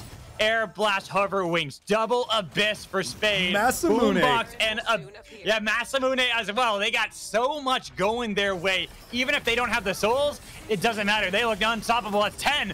Find a great fight against SBI, splitting them up with a nice beckon to drag back in. Thank you. As a first kill should be secured by 10, but TLD, who had been on the brink of devastation, have been able to reform in the southern part of the academy. I just want to say a quick thing, which I probably won't even get a chance to, but Spades is looking like shades of Afro right there. Jewel, Double Abyss Specialist, one of the most devastating combos that they can have. Moonlit Battlegrounds have to be the scariest team in the lobby right now. And just like Afro, absolutely scary with Jewel. Having so much going their way into this game, feels like it should be Moonlit Battle taking another win here to try to take back first place that had been stolen from them by TLD. Look at that herd, just waiting, knows that they couldn't jump, and they had a chance to maybe spike Lemur, but not worth it, especially Lemur having the Super Zeep on deck, ready to just apply so much pain and hassle.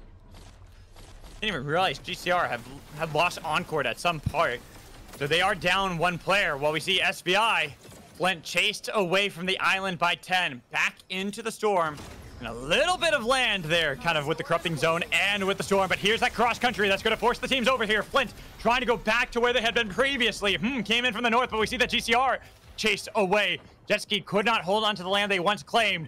We heard that a respawn beacon somewhere is going off. Some team is trying to get the revive for the team. Could be heard attempting to bring back in GCR, but Jetski is in a weird spot in Flint. Having been able to get the respawn beacon that had been teleported over here. And look at what 10 is doing. They are the closest they are within striking distance of the podium. They know with 2 good games they can get first place, and they are applying maximum aggression and just securing everything they can, but they weren't able to finish off Flint. But now SVI in a really rough spot. Abyssal Breaker slamming down, but then in 10, who took the portal in aggressively. GCR on the brink, and there goes Jetski. Another team down. SVI survive, but how long can they keep their hopes and dreams going as it's only Monster who is able to escape? 10 and TLD quickly collapsing onto their position. Everybody taking the portal. Nice blast back, but guess what? Monster, it's TLD who are hunting you down, looking for the snipe from the Arcane Railgun, even with the Justice Punch. It's TLD taking down the 5th team. Lemur having to make a move on no armor and now staring down 10. 2 very strong teams, but Phenom's caught out. Phenom couldn't even blast away. Instead, they blast off to death, and then it's going to be 10 who try to see if they can collapse back onto Abador. They've surrounded their position. The Vivo who is able to go down south, and then the Sinner's Embrace drag in with Beckon to get the stun.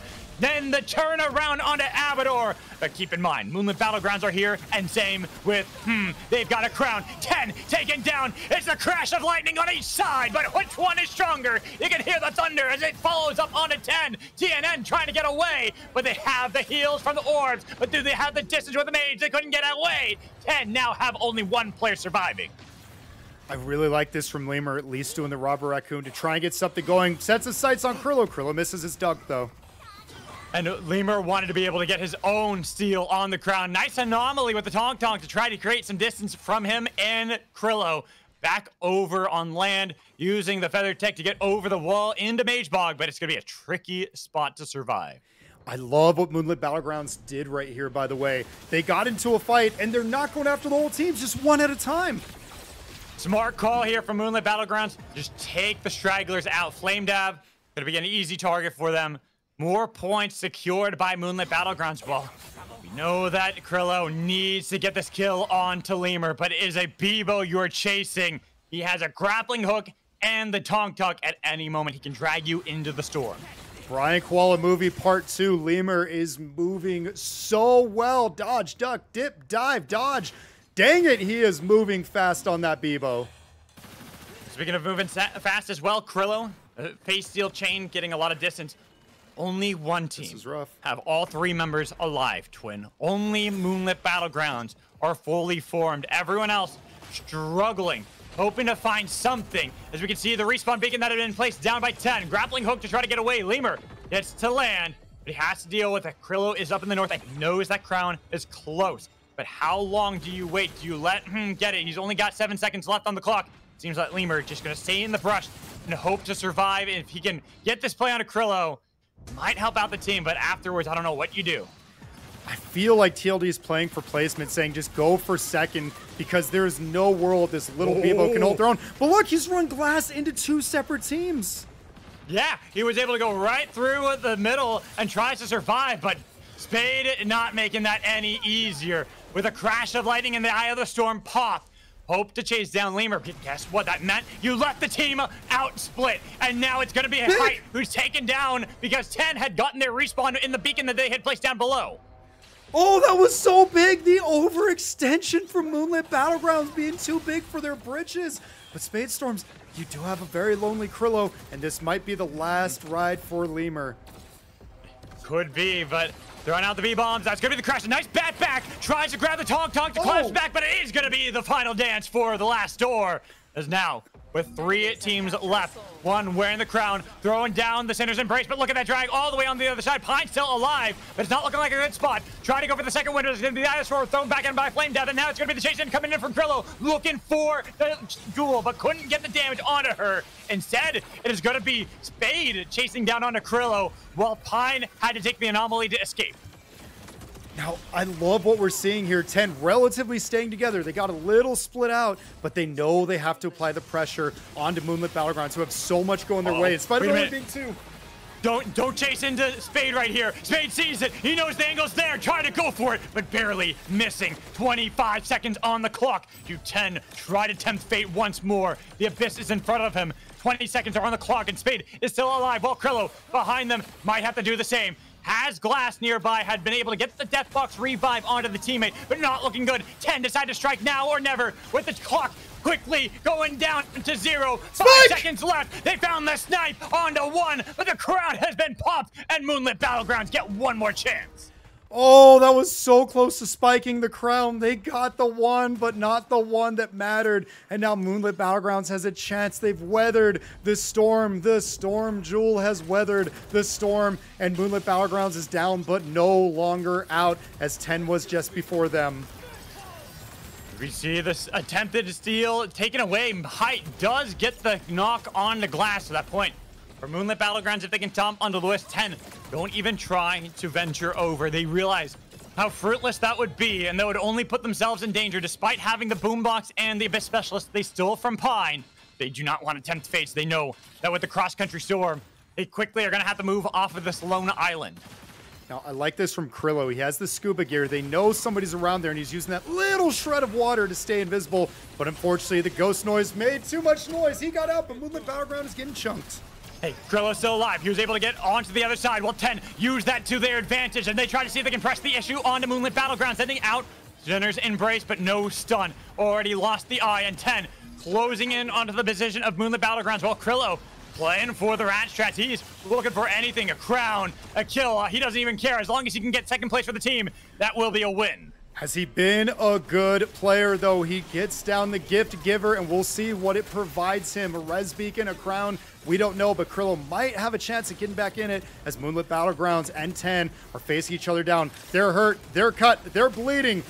Who has the heart? Here comes the storm. Sinner's Embrace by TNN gets a double stun, but nobody followed up. Isn't even there. Boombox has already been placed out. The boogie as they jam out, but nobody will fall. 10 fall back to the land they stole away from Moonlit Battlegrounds, who hold on to the island they once held control of themselves. But Krillo staying in the outskirts and hoping that if he can just get over to mainland and get a crown, he might be able to get a spike, but barely missing that one. Krillo taking the face steel chains away. Where do you go? Here comes the storm quickly. I like that from Krillo because I think he thought if I can get Moonlit Battlegrounds, one of them dunked to really hurt them, 10 will go in, playing the rat strats, trying to get second place, because it looks like the little helper didn't give him a crown, and if it gave him a res beacon, he didn't place it yet. So let's see what he can do, because he is rapidly running out of places to go. But it is still Brawl. Chain off cooldown, getting over that wall. Should give him a little bit of reset on his glider engines. But I'm looking at where the crown is. Right now, 10 are the team that are in control of it. I don't think there's enough gold for Krilla to be able to buy another crown and save the team. He is just hoping that someone on either of these teams will fall, and then he can use their own crown against them to bring back in, I like this, though. They're both edge guarding right now. There's no safe place for Krillo with that massive abyss in between these two teams. Oh, he is fish in a bucket. And even with the Volcanic Rebuke, it wasn't enough. Finally, have been eliminated and leave our 2 of 10 and Moonlit Battlegrounds. Oh, I like this storm grenade that came out, but unfortunately, it just started dissipating in time for Moonlit Battlegrounds. But none of these teams, 2 of them have armor, and that's it. Like, they are so hurt right now that any one good hit can take somebody out. Portal's been placed down. Spade waiting. Biding their time, waiting for them to overcommit, but it's going to be a Sinner's Embrace, and they have the Storm at their back. Pine's going to be the first one taken down. They've got the Boombox, but can they survive? Look at Spade trying to get onto Dylan. The Crash of Lightning might have been able to reset, but now they focus on to Jewel as they try to see if they can take her down, leaving only Hyde alive, and Hyde has no way to survive. 10 will take the penultimate game.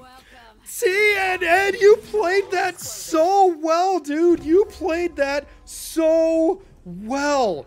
Just hanging out, getting above the mountain, having the positioning where you can't be touched, and with such little place for Moonlit Battlegrounds to call home, was able to drop on and catch 2 in the Sinner's Embrace, get the stun, get the knock, and perfect timing from the Boombox from his teammate to make sure that after they secured the knock, there could be no follow-up. And by the time they said ding ding ding, let's go, let's go, let's go, it was a 2v3 that Moonlit Battlegrounds just could not come back from. Oh, such a good fight out of, or by way of 10. And a lot of it to TNN on the Eva.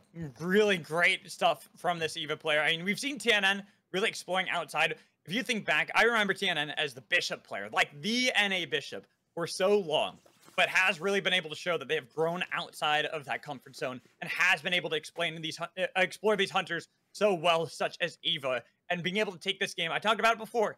It was so important because you go into this final game and you want to be as close as humanly possible with the top teams. They were at 75 points after game 5. So a win here, even if Moonlit Battlegrounds were the other team and got a lot of kill points, like I'm expecting Moonlit Battlegrounds still are going to hold on to first, taking that away from TLD.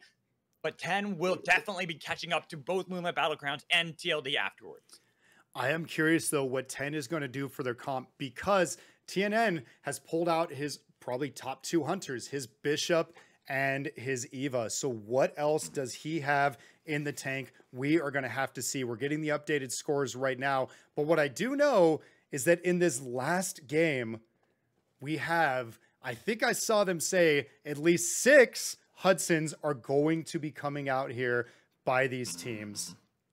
Very, very good. This is what I like to see. The only thing that would make it better is if it was Bolt Train for the last one, but Final Destination will have to do. I'll get my Hudson. At least I'll have that played a lot, but I also am really curious to see what else has been left open. So Hudson obviously was going to get left by a lot of players, not wanting to play it, not having the practice on that hunter.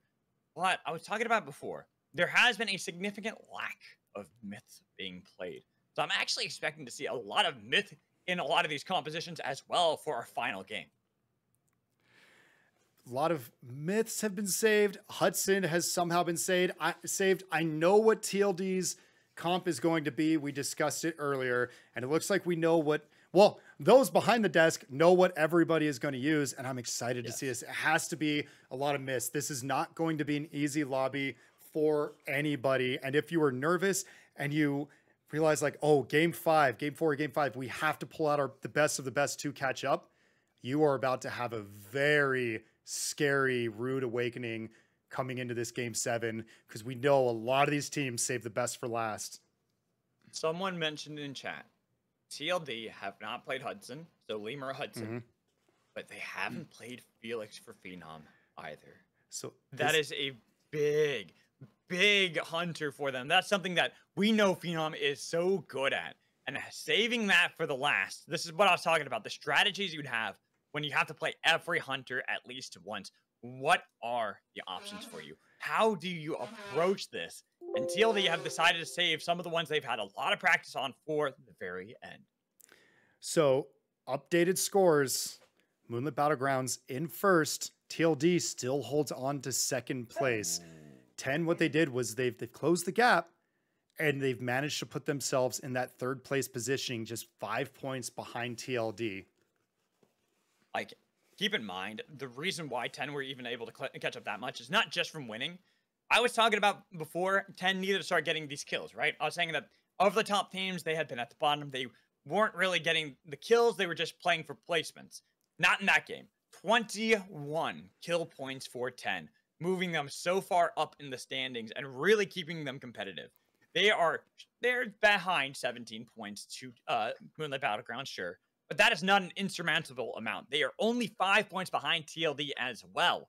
There, you really have this race to the top between these three teams. While GCR at 92, they possibly, if a miracle happens and Moonlit Battlegrounds, TLD, and 10 all get eliminated very early, could possibly take first, but they are really fighting for that top 4 finish. So I just want to throw this out there. That TLD comp was the one that was mentioned earlier. In their scrims, which are just scrims, but in the scrims, that has been far and away their most dominant comp anytime they've pulled it out. A terrifying comp when the Lemur Huddy comes online. But on the back end, Moonlit Battlegrounds has their classic comp. People have their classic comps. So how will this TLD team work when everybody is potentially on their mains, or at least the most terrifying opponents in the lobby have their mains available to them? This is really where it's going to be crazy. And this is why I'm so happy with how this format is, because I wanted to see the experimentation that teams would have with the different comps they have to run, but also the strategy that would go in from game to game. How you need to approach every one of them, and whether or not you're going to save your best for last. And it seems that a lot of teams have opted for that strategy, especially our teams at the top. So with TLD and Moonlit Battlegrounds, both having well-practiced comps, I mean, for TLD, Huddy might seem a little bit odd for anyone who is new to competitive Super Vibe, but we have seen Lemur pull that out before and do so well on that one. But it is against the terror that is Moonlit Battlegrounds, that is Height on Brawl, that is Pine on Shrike, and Spade on Myth. Absolutely terrifying comp to have to deal with. That's going to be so rough. Moonlit Battlegrounds, we have it right here in the graphic below us on screen that everybody can see. Yes, they've saved their best for last, which is so scary to think about, that Moonlit Battlegrounds is that dominant that they could play literally everybody else but their main 3 hunters and be sitting comfortably where they are, comfortably being 12 points above that of TLD. This is wild what they are managing to pull out right now, but I still want to go back to a couple of the other teams. Look, GCR, right there within reach. NBC, not so much within reach of first, but maybe within reach of third if they have a really good game. And the teams who are out of the running still have the capability to grief those who are in it. Moonlit Battlegrounds, despite being on their mains, have to be careful of the likes of Sweet Green Team, Bunny Girl Supremacy, Go Hogs, SVI, people who say, I've lost, I'm taking you down with me. They have nothing to lose, so therefore they're the scariest. You never want to deal with the team that is in that position, because they will fully fight you. They will look to see if they can just bring down the kings, the gods of this lobby. If they can do that, there is pride in doing so. And so if you are Moonlit Battlegrounds, you are the last door, you are 10, you have to be terrified of running into those teams early. Yeah, you've got to be careful, because it's one of those, do you really risk it all? The $500 prize pool, do you risk that on a coin flip of a fight? The answer is clearly no. But again, all these teams, half the teams in the lobby are playing with house money at this point. They know they're going to get Theorycraft coins. They know they're not going to get cash. So it's like, okay, whose day can we, what little victories can we pull out right here in the last game so we walk away with our heads held high saying we may have lost, but we took them down. We have what it takes, and we made them fall. Let's see if David can topple Goliath. All right, for anyone out there who knows anything about League of Legends history, you could be the Brazilian team taking on Alliance back way in the day when Alliance only needed to win one game and to make it into the bracket stage of Worlds. Yet they lost a critical game to a team who had yet to win a single game. Anything can happen, especially here in Super 5, where there is so much more that you can do as the bottom teams. All you have to do is get one good fight early against MB, against TLD, against 10, and you can completely throw into chaos the leaderboard. Let's look at GCR, by the way. Jet, because they are right there. Herd, Soros. We have an Eva, and we have, most importantly, Jet Ski on his Brawl. Another main that was saved, and this is when they needed it most. Jet Ski, oftentimes inconsistent. He needs to play the game of his life right now on this Hunter, because he's going to be facing down so many Hudsons that are just going to want to spray him. I mean, my big thing is just looking across the board and looking at all of the myths we were talking about before. A lot of teams have saved that for the last game, realizing there's so much to play for. They want to go out with a bang. Some teams might have had to go for the Hudsons here, like SGT, but I'm looking at the top teams right now. Those are the big ones. The last door right here, Abador onto Zeph, but they also have themselves a Felix for Phenom. They've got Hudson for Lemur. So well practiced on those Hunters, but how do they all approach these fights? Right now, the last door could take on Sweet Green Team, and this is what we're talking about. Play for pride here, SGT. They've gotten themselves blue armor in the vault. They were able to crack that, but it's going to be the Vortex Charm from Abador landing onto Mine while they try to get the swap away from Kale. But Mine's been left out in the vault and collected by the last door. Might decide to chase this. Instead, they're going to secure the kill, give themselves a point. Oh, TLD. They had the choice right there. Do we go for a hot drop when we're in second, or do we play it safe? And SGT had the chance to really ruin TLD's day, but instead, Mind getting caught out in that dead end, no escape option, and Abador just playing out of his mind, dodging every single strike shot, using the corners to his utmost advantage. Now TLD off to a very good early start. I kind of want to just go over some of these compositions because there are some powerful combos that we have. Hogs here, Jackalakin on Jewel, Wadel on Shiv, Jang on their Myth. Powerful Hunters for each of these players, who, I know, especially Jang, being such a great Myth player that we've seen so many times, plot insane plays. Noxy Bun here, playing their Aluna here into the final game, also a big one. Thank you for SBI onto Bebo. Have Monsta back onto Myth as well. We are about to have more of a standard game than we'd really expect given this tournament format. So this is crazy to me because normally any day of the week, any given Sunday, you're just like, yeah, they're running their comps. Woo, yay, go teams. But in this format, it's like, oh my God, they saved them. They saved the comps. But look at 10. Is this 10's best comp? I don't know if I'm familiar with any of them being on these Hunters. So Dylan on Hudson is actually something I have seen before. Okay. But I would say Dylan on Hudson, and then the Carbine for Flamedaff, probably the only ones. TNN is a good supportive player, but Aluna, I would say, not really one of their top Hunters they play. But it is a little bit surprising. Zingo gets caught up by Wadel, kind of running into the wrong player. And Eva versus Shiv is never going to survive. What did we learn? I like how Wadel didn't even wait for the team. It's just, no, I win these. Dives in, barely gets scratched, and gets a KP up or for Hogs. Woo. Another kill right there, following up on the Aphio. So Eva down for Ga. Shadow Strider and Rin now on the run, as each of them in their own concerted battle. One being won out by Spade, the other by Hyde, as he was looking to eliminate Ga. Landing change onto the train and chasing this down. The train heist is there, trying to chop off but can Shadow Strider stick the landing onto the respawn? Instead sees that they had regrouped and are hunting down the remaining players. A nice use of the anomaly, but guess what? Spade was there to collect the bounty.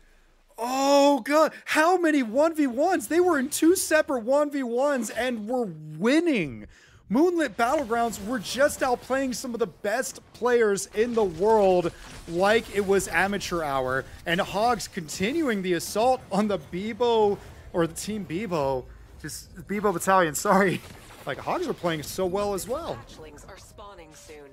I mean, I look at a lot of these compositions, right? Even there for Ga, they have some of their best hunters they're playing this, but they are also going up against other teams that are with their best hunters. So when you run into a team like Moonlit Battlegrounds early, it is difficult to survive.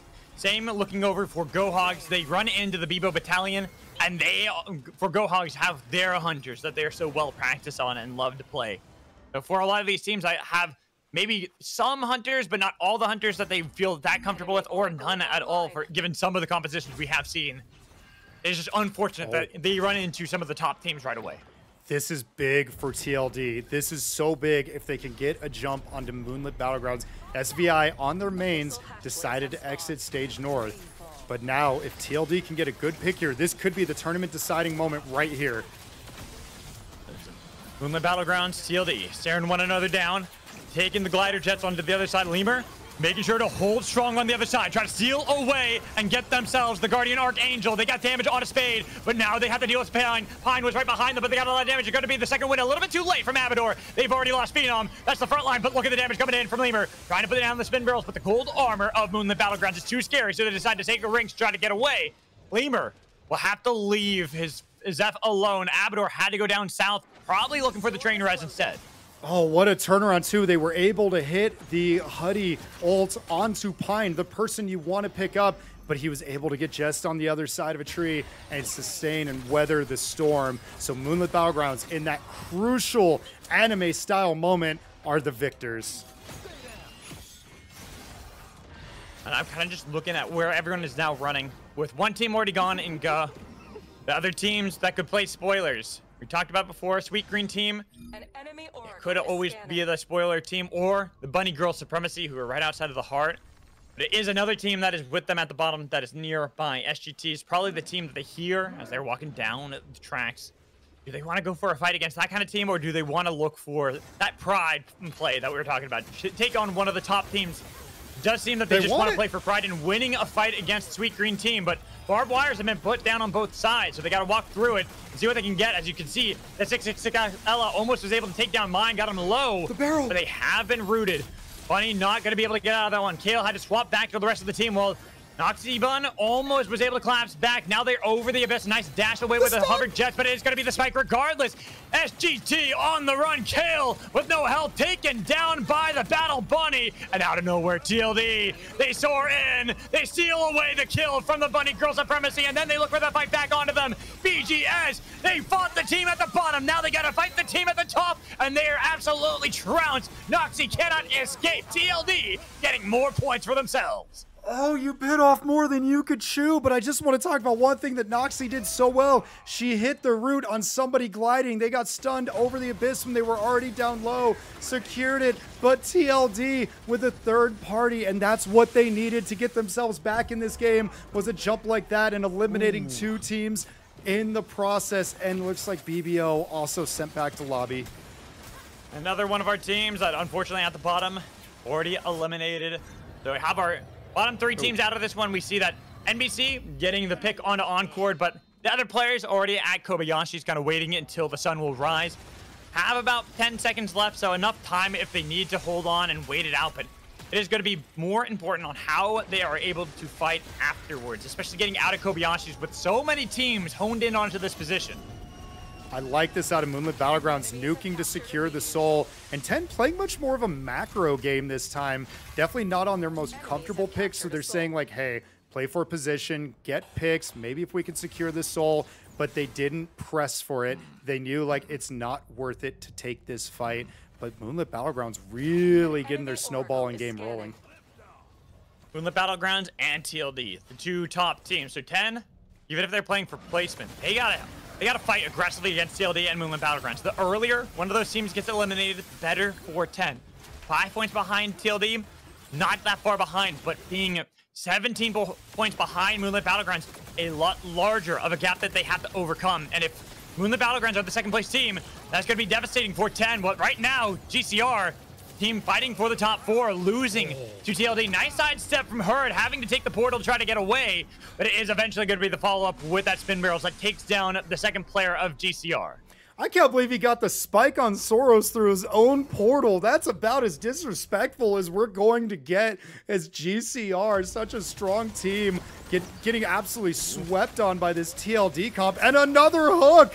And you know, Jolly Poncho, your brethren in casting and your also fellow Huddy main is just grinning ear to ear as we see all these Hudsons landing their hooks, landing their shots, and putting in work. And now again, we have Moonlit Battleground versus TLD. This is big, though. Either of these teams lose early, and that could be a death sentence for them in the standings. Moonlit Battlegrounds and TLD is tied to fall back, though. That two-way tunnel got TLD to safety, and Moonlit Battlegrounds did not feel comfortable enough chasing through. I really like that, though, because what they did was TLD applied the pressure, realized, like, oh, they're starting to set up, and they did that lumberjack combo, the money trees into the throwing axe, and had TLD gone back, they would have been stunned, and Moonlit Battlegrounds could have collapsed. So that was just a great call by TLD to say, hey, it's not worth the risk. We have a chance at losing here. And instead, they look at our European team, and the hook lands. Salvage hook, trying to pull them back in. Palmu in a bad spot.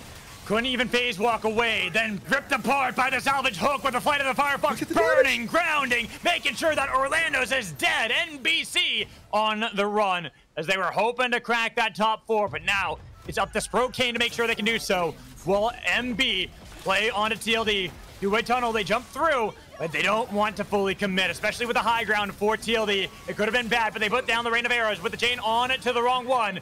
Not actually being able to follow up on the lemur, but TLD have had their backs pushed over against the wall. Two-way tunnel on each side, trying to escape. TLD, they have to abandon ship because Avador's already gone. With a hunt down, Height wanting it, but gotta be careful up against lemur, especially with those barbed wires. Not an easy target to take down. TLD has to put on their best running shoes right now because they are hurting. And look at this flank coming out from Spadestorms. This is Moonlit Battlegrounds knowing they're in their victory lap as long as they can eliminate TLD. And they have won 2 out of 2 fights against the second place team, but they weren't able to finish them. Oh, no! You don't have enough, sorry. Wrong house. You need to pay the entrance fee to get through the gates there. Not going to be allowed. Making sure nobody is going to easily get into Kobayashi to survive as we go over to the respawn beacon.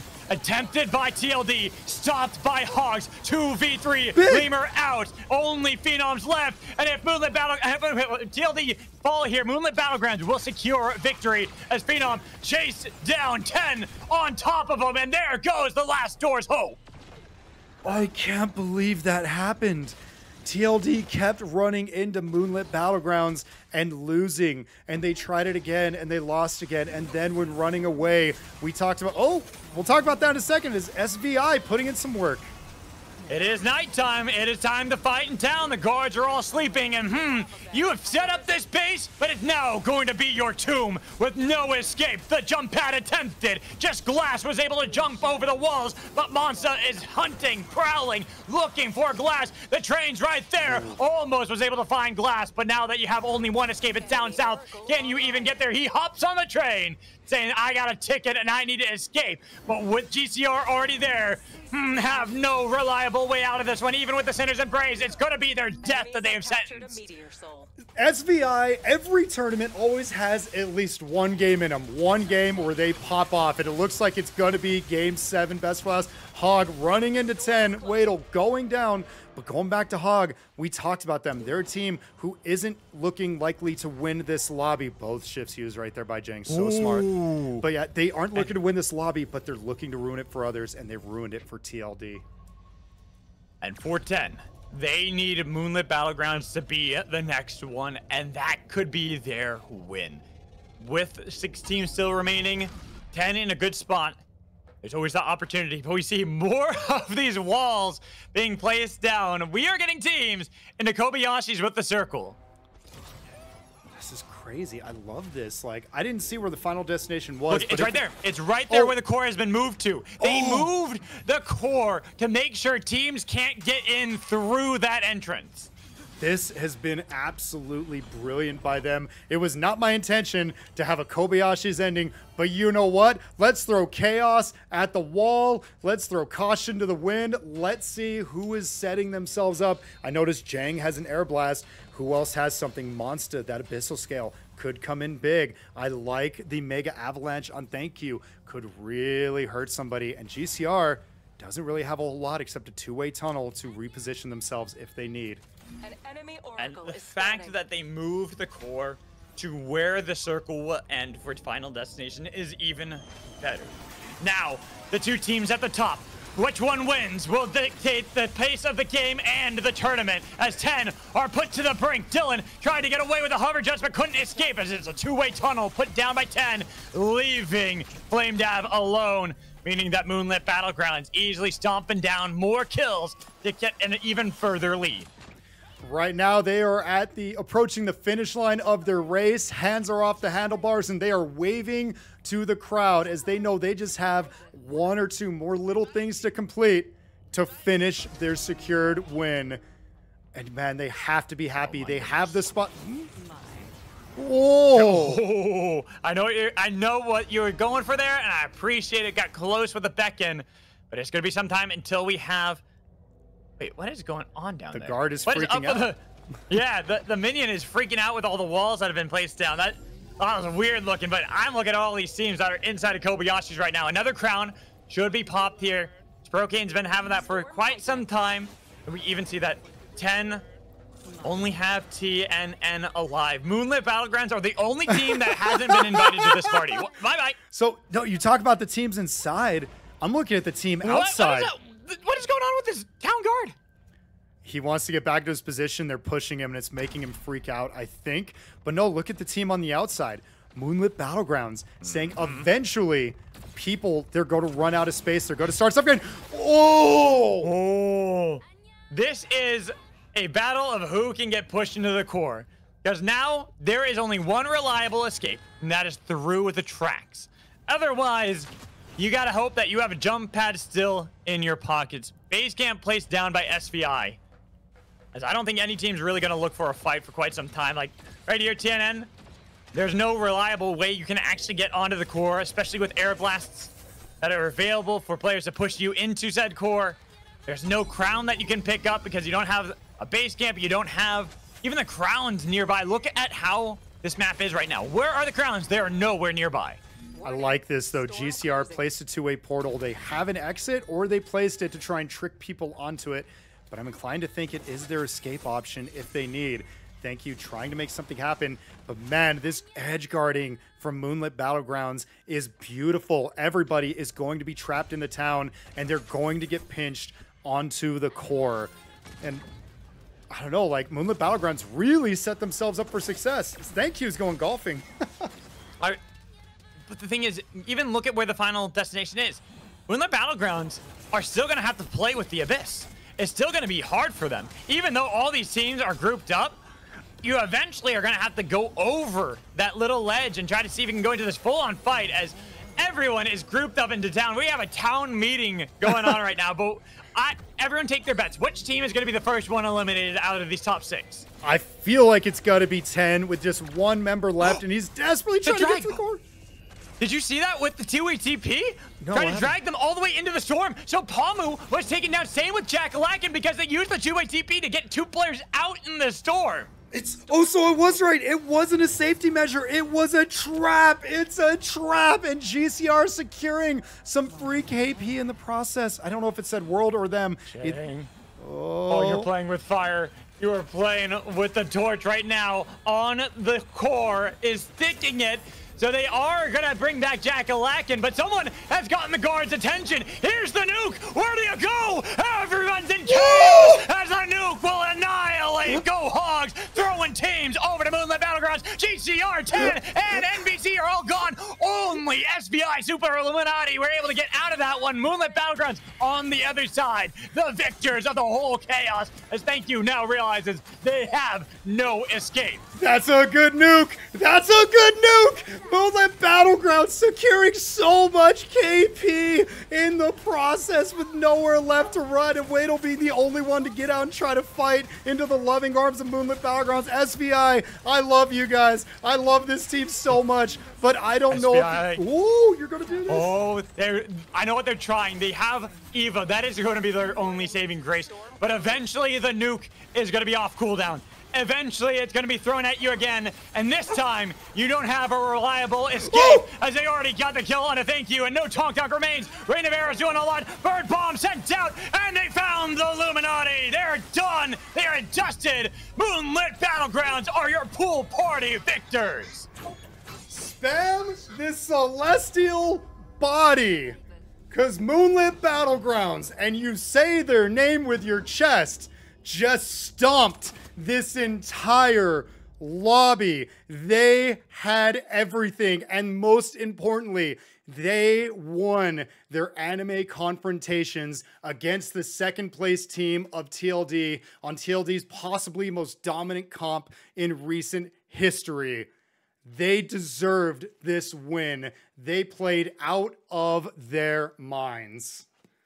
Not gonna lie, that was probably one of the funnest end circles we've had in a game where it wasn't actually purposely meant to be that way.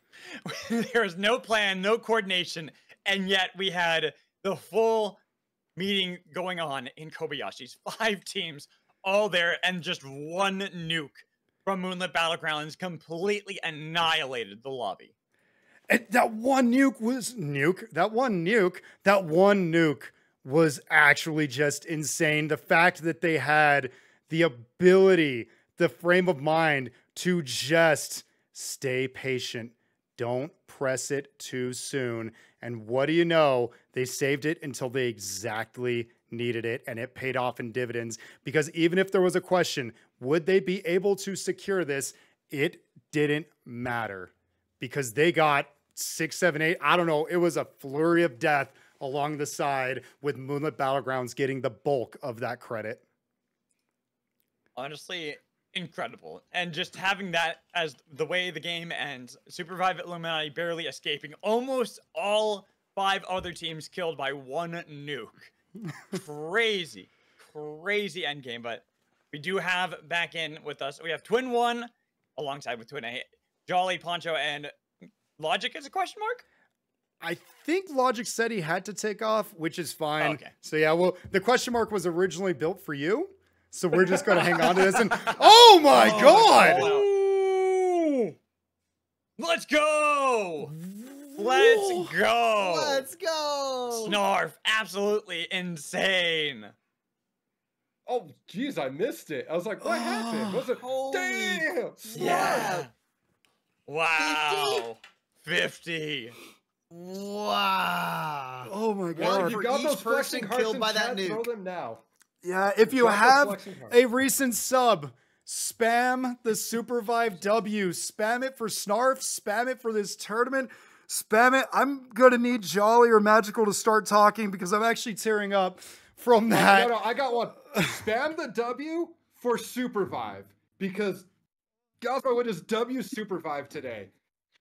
Bravo. I my goodness. love this game so much. Snarf is absolutely godlike. Wow. That's insane. Holy crap.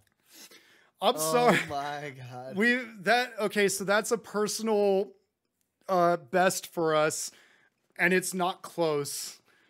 Not even a little bit. Oh my God. So I'm sorry. I know I try when casting.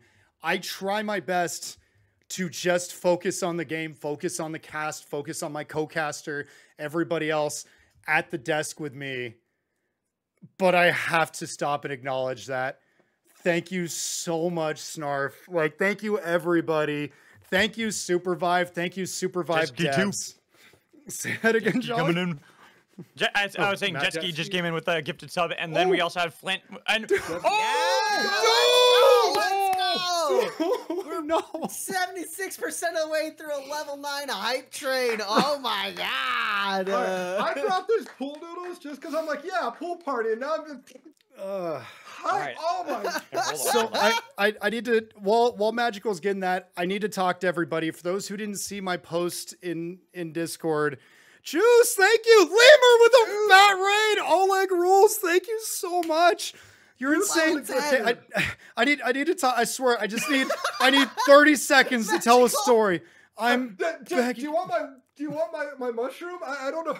I got Squirtle here. What can I give you all? I need the mic. I need the mic for for it. 30 seconds before I break out and cry.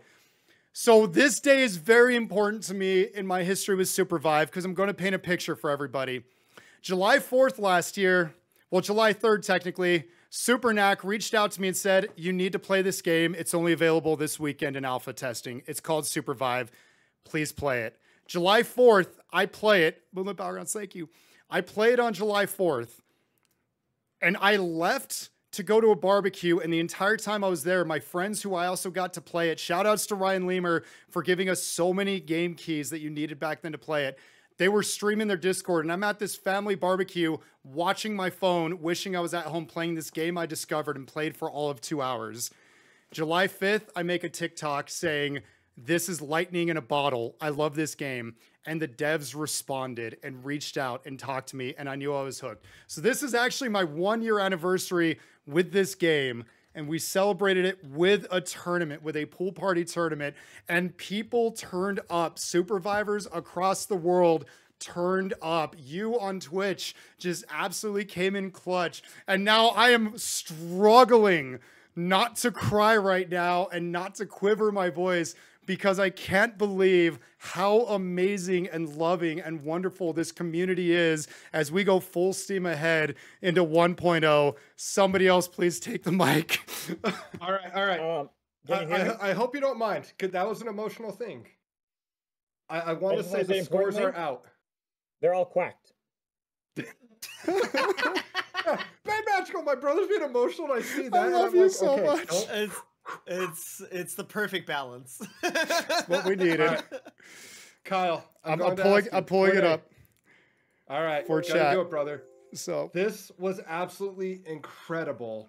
This was bravo. I do want to say, while he's pulling that up, shout outs to all the competitors. Yeah. Seriously. Nobody duplicated a hunter. 12 teams, 21 hunters, flawlessly executed by every single team. we're up. Thank you. We are up at Moonlit Battlegrounds! Who kept spamming those celestial bodies in chat? You gave them too much power. Too much power. Look at that. Bravo. And so this is all because, and talking to Luna about it, they persevered through all the hard scrims, playing hunters they weren't comfortable on, and taking the L's. Both TLD and Moonlit Battlegrounds and 10, I'm also going to say 10, these three teams did it the longest. They prepped the most, and it showed here. Moonlit Battlegrounds, not only did they win, but they, in the last 2 games, absolutely dominated it and 100% deserved the W. Like, just incredible play out of everybody, though. Poncho, Magical, love to get truly Poncho. We'll start with you. Give us insane. some of your thoughts. What were some highlights for you besides that Kobayashi Game 7? I was sitting there. I saw Spadestorm holding on to the nuke, and I was like, "Oh my god! We're about to witness something insane here." Speaking of something insane, oh my god! Who just dropped Snarf with 15 more gifted? That's level 10 of the hype train complete. Let's go! We gotta get a. We should, honestly, this is a massive hype train. We should get a little train horn to this. Yeah. Yes. Yes. Yeah! I mean, if that doesn't mean that the bullet trains need to go faster every time they kill somebody, I don't know what does. Poncho, you're the best caster now. Just saying. All right. Jolly. Let's snarf again. Oh my. Okay, focus. Jolly. Okay. Walk us through it. We've got this. Okay, so I mean, spectacular showings from everyone. Obviously I'm a little biased, and I was very excited at the end. I was having such a good time in that last game, watching 6 teams run Hudson. That's my my dream come true for these kind of scrims and tournaments. But honestly, like there's so many like little plays that pop up in my head, like especially from like the first few games that I saw. Like there was like Hog doing amazing like positioning and plays, and like refusing to die even when like they were on the ropes. And the rivalry that seems to be brewing between TLD and Moonlit Battlegrounds throughout all of these games is so cool to watch. Like there was that like I think it was game 3, like 10 Moonlit Battlegrounds and TLD were all left alive. 10 started rezzing, and Moonlit Battlegrounds and TLD didn't even blink. They just kept staring at each other and like be like, no, we're fighting each other. And 10 got the res off, but Moonlit Battlegrounds and TLD just went at it. Great showings from like our newer teams like SGT, BGS, the Power of Friendship. I believed in it, and they did double their score by the end. They were at 2 going into game 7. Now they're at 5. Let's go.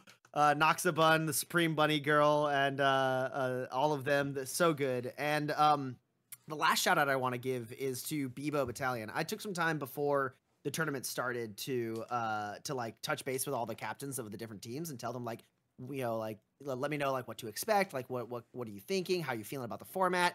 And Bebo Battalion, the one thing they told me was that I should be looking for high action and a lot of fighting from them. And I feel like we saw that.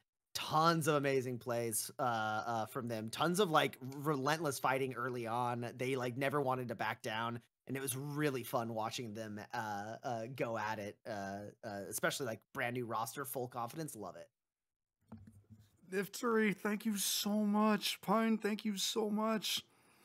I really want to chime in, but I am like fighting right now. I love this community so much. And I do want to give a shout out to, we mentioned him, and Bebo Battalion was incredible, Hogs incredible, but Bunny Girl Supremacy, Sweet Green Team never gave up. They played out of their minds the entire time and just fought so well, never giving up, and even turning down and facing each other in that last game. That was just so fun to watch those teams work, and I hope to see all them back in a competitive format.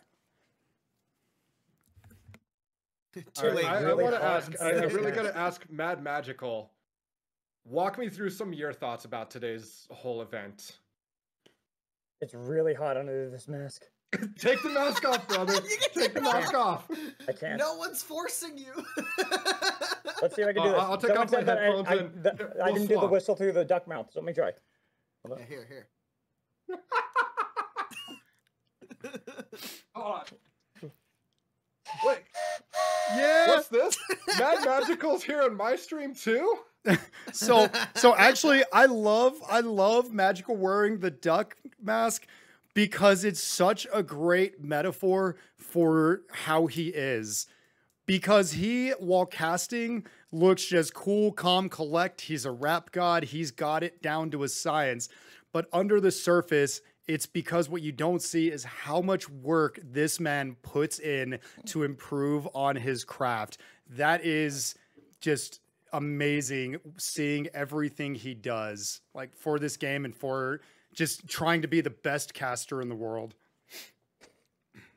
You're way too nice to me, Twin. Both of you. I'll work on it. And Twin 1. Fully deserved, honestly. So I'm going to continue the shout-outs train real quick. First, because he's here on screen, Jolly Poncho had his first ever casting of anything, like actual casting environment, 2 weeks ago? 3 weeks ago.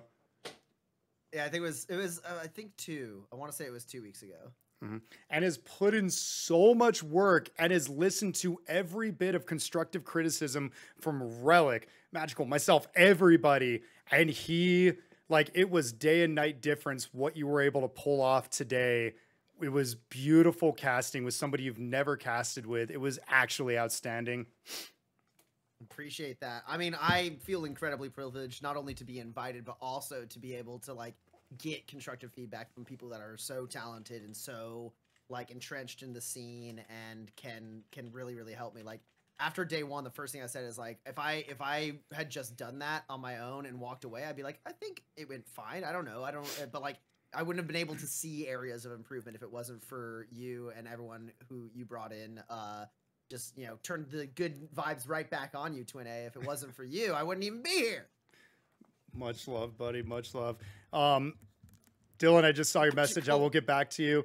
I want to continue this before I miss my opportunity, but Ilario and Main Jam, the two people who actually made this tournament able to function, feel free to chime in on mics if you want. Main Jam is the best spectator this game has. In my opinion, it was so smooth. You forget that there's somebody actually controlling it. And the way he communicated with the teams in the match, everything was just so great. So Main Jam, thank you so much. Yeah, Just saw Magical's hat. Strong Sorry. sound. Yeah, I literally have a sticky note here for like some stuff to like think about after this. And one of the things I wrote down was message Twin A about whoever's doing the spectating. They're fantastic. That'd be Main Jam. We got some hearts out of Main Jam. And Ilario with the scorekeeping and letting Light, AZ Light, into the loop so Light was able to keep us in chat informed of like picks and stuff like that. Ilario made this just such a treat that, I don't know, he's practiced every scrim day. I've seen him keeping scores. He's put in the work, and it's shown right here. So thank you, Ilario, for what you did. I can love Supervive. Yep, W Supervive, man. W Supervive. Oh man, I'm trying right now. I'm trying, guys. It's. Oh, hold it struggle. together. You're good. You're good. I'm good. We're good. Hey, We're you know great. what? We win these. while we're out here pointing out people being friggin' awesome, no one's pointing out this whole format, this whole idea rests on the back of Twin One. Like, you came up with this thing, and it was so much fun.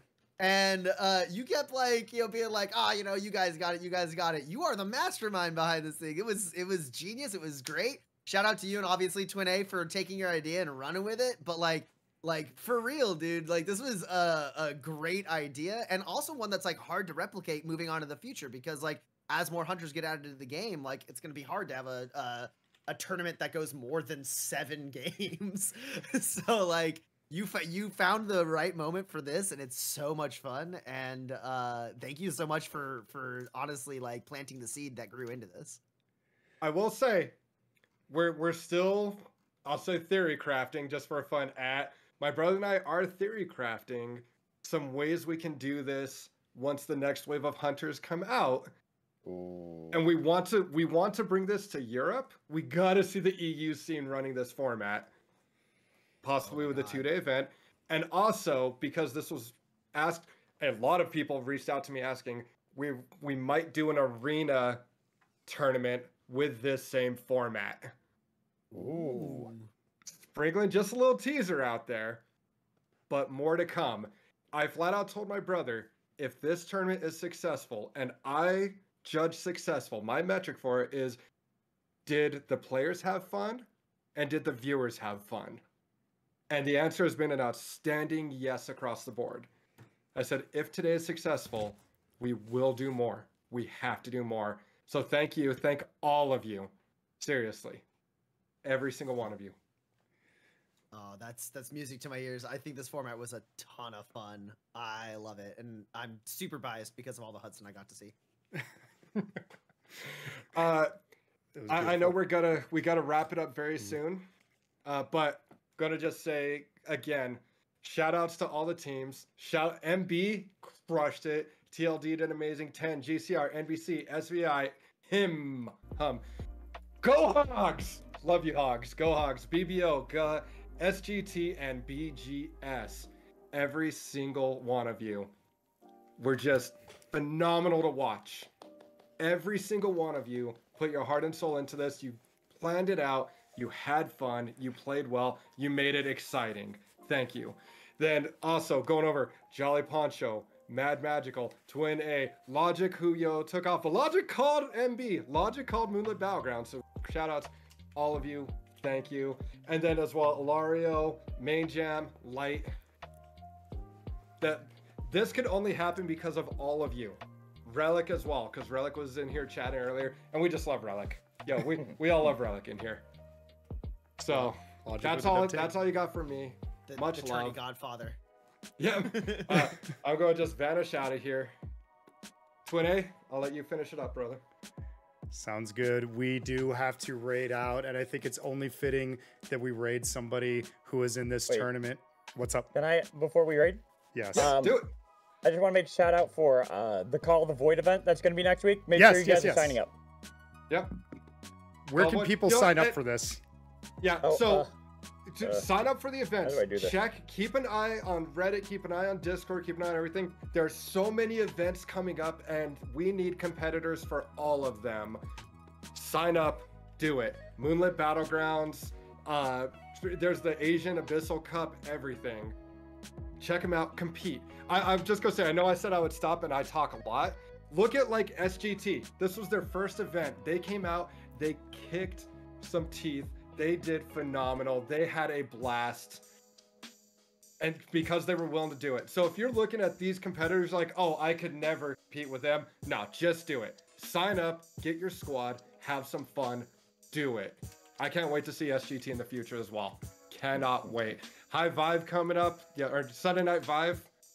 Yep. All right. My apologies. I talk way too much, but sign up, compete, make sure Super Vive flourishes when 1.0 drops. Yes.